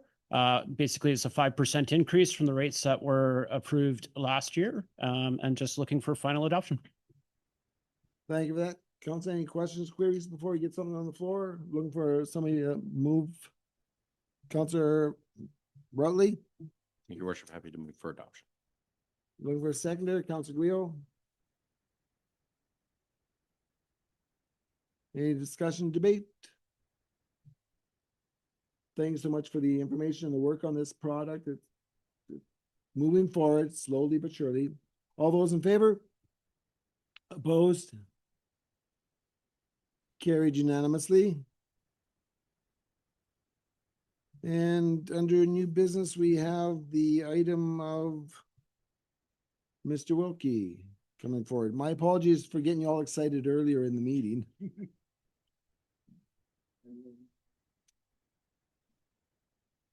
We'll hold you to that language. You watch out what you Dialing it. And I see you have a compadre there. Would you mind introducing? This is the Fire Smart Coordinator, Michelangelo Mingarelli. He's been so gracious to join me. Acting Chief Wilkie here. Speaking to this staff report very briefly, has nothing to do with development. So it should go pretty well through your worship, Mayor and Council. So yes, through Fire Smart initiatives in regard to our wildfire risk in town, one of those initiatives is mitigating fuel within the area of the town. So we're dealing within town with this staff report, and it's in regards to slash piles, class 2. So that's in between the campfires and then a 2 meter by 2 meter pile that is made through mitigation process of thinning the fuel within town. So that's done by town, it's done by the public, and it's also done by contractors. So in many parts of Golden, especially on steep, difficult to navigate areas, options like chipping and hauling, which is the preferred option, of course, to dispose of the fuel mitigation, to ensure that that mitigation is complete. Because when you just chop things down and leave it, you're not completing that mitigation. Within these hard to reach areas, there is a problem with chipping and hauling. It makes It's sometimes unsafe, very costly, and then of course access is an issue. All that being said, right now under our current bylaw, to have a burn for a class 2 would require, in town of course, would require a council exemption. So we have, for example, case in point, we currently have one Fire Smart initiative that is waiting on one of those exemptions. And so what I'm requesting today is to move that responsibility or authority to the fire chief, acting fire chief, or the Fire Smart coordinator to approve and supervise that burning of the class 2/pile when necessary. And again, this is a case by case basis. And what that does, it allows us to really be on top of it, to go investigate the site, and not only just approve it or not due to the circumstances around safety and access, but also we can supervise that. And if things change, we can alter that by either revoking or suspending that go ahead. So that does give us a lot better oversight in regards to some of the issues. And of course, we would follow all provincial standards and local standards in regards to venting. And of course, none of this would happen in the summer months. This would only be on the shoulder seasons when we hopefully have snow on the ground. So very specific and very safe regulations in regard to when a case would be approved. And so again, just trying to open up the ability for us to do our job and to take some time and pressure off of council and staff. Thank you for that, Council. Any questions of clarification part of the resolution on the floor? Councilor Manuel? So what you're saying is the fire chief knows a bit more about this than the council that meets every couple of weeks? And we should give you, oh my God, that's kind of radical. Very nice of you to say. Any other speakers? Councilor Guillaume? I'd like to move option 1. Okay, I'm looking for a seconder. Councilor Routley seconding the motion. Just for clarification, so this is, just to confirm, this is to allow the fire department to do these burns or a third-party contractor? And then just giving the fire department authority to say yes or no after having reviewed the situation. Right. So if it's not a straight, generally it would be done under our supervision, ensuring best practices are in place. We wouldn't be doing the ignition, although if there was questions or concerns or any issues on specifics, we would definitely jump in and ensure that it's done safely and effectively. And also have resources available in case. Exactly. Yes, yes, Your Worship. So I heard you say you approved supervision, and so is the assumption you assume full responsibility and accountability? The owner of the property or the homeowner, whoever was doing the work on that land, is fully responsible for any firefighting measures or any escape of fire. And then we're just basically going there to make sure it's good. And if it needs supervision, we just give supervision. Thank you for that clarification. We had a motion on the floor, duly seconded. Any further discussion? Seeing, Councilor Quill? I just want to say that I appreciate that this is, it provides necessary backing for the community wildfire resiliency plan. So it's good. Thanks. Thank you for that. All those in favor? Opposed? Carried unanimously. Thank you. Thank you for that. So having done with item 12, which was new business, we'll go on to 13, which is question period, which is an opportunity not to debate anything that's been dealt with during the course of the meeting, but to have opportunity for members of the public to make statements with regards to items on the agenda today. I'll go to the virtual gallery first. Is there anybody within the gallery, the virtual gallery, would like to make a comment with regards to items on the agenda? We have one hand up there. Yeah, hi, this is Jessie Jones. I just had a really brief comment on the revisions to the pet policy. I promise it's not about chickens. I just noticed that some of the pieces have already been removed around animals that would, I think it was called exotic animals that aren't allowed to be kept. which is great. A lot of people that have saltwater fish tanks in this town. But I noticed the fine is actually still in the list of fines and fees. So it just probably just an oversight that needs to be removed to go along with the removal of the rest of Ms. White- those pieces. Will Ms. White speak to that? Provide clarification? Through your worship, as noted in my presentation to council, the revisions to the definition of prohibited animals, the list and Schedule A would be revised for reading 3 based on the decision today. So everything would be updated. And I got a 2 thumbs up on that one. I don't get 2 thumbs up very often. Awesome. Thanks. Thank you for the question. Anybody else in the virtual gallery?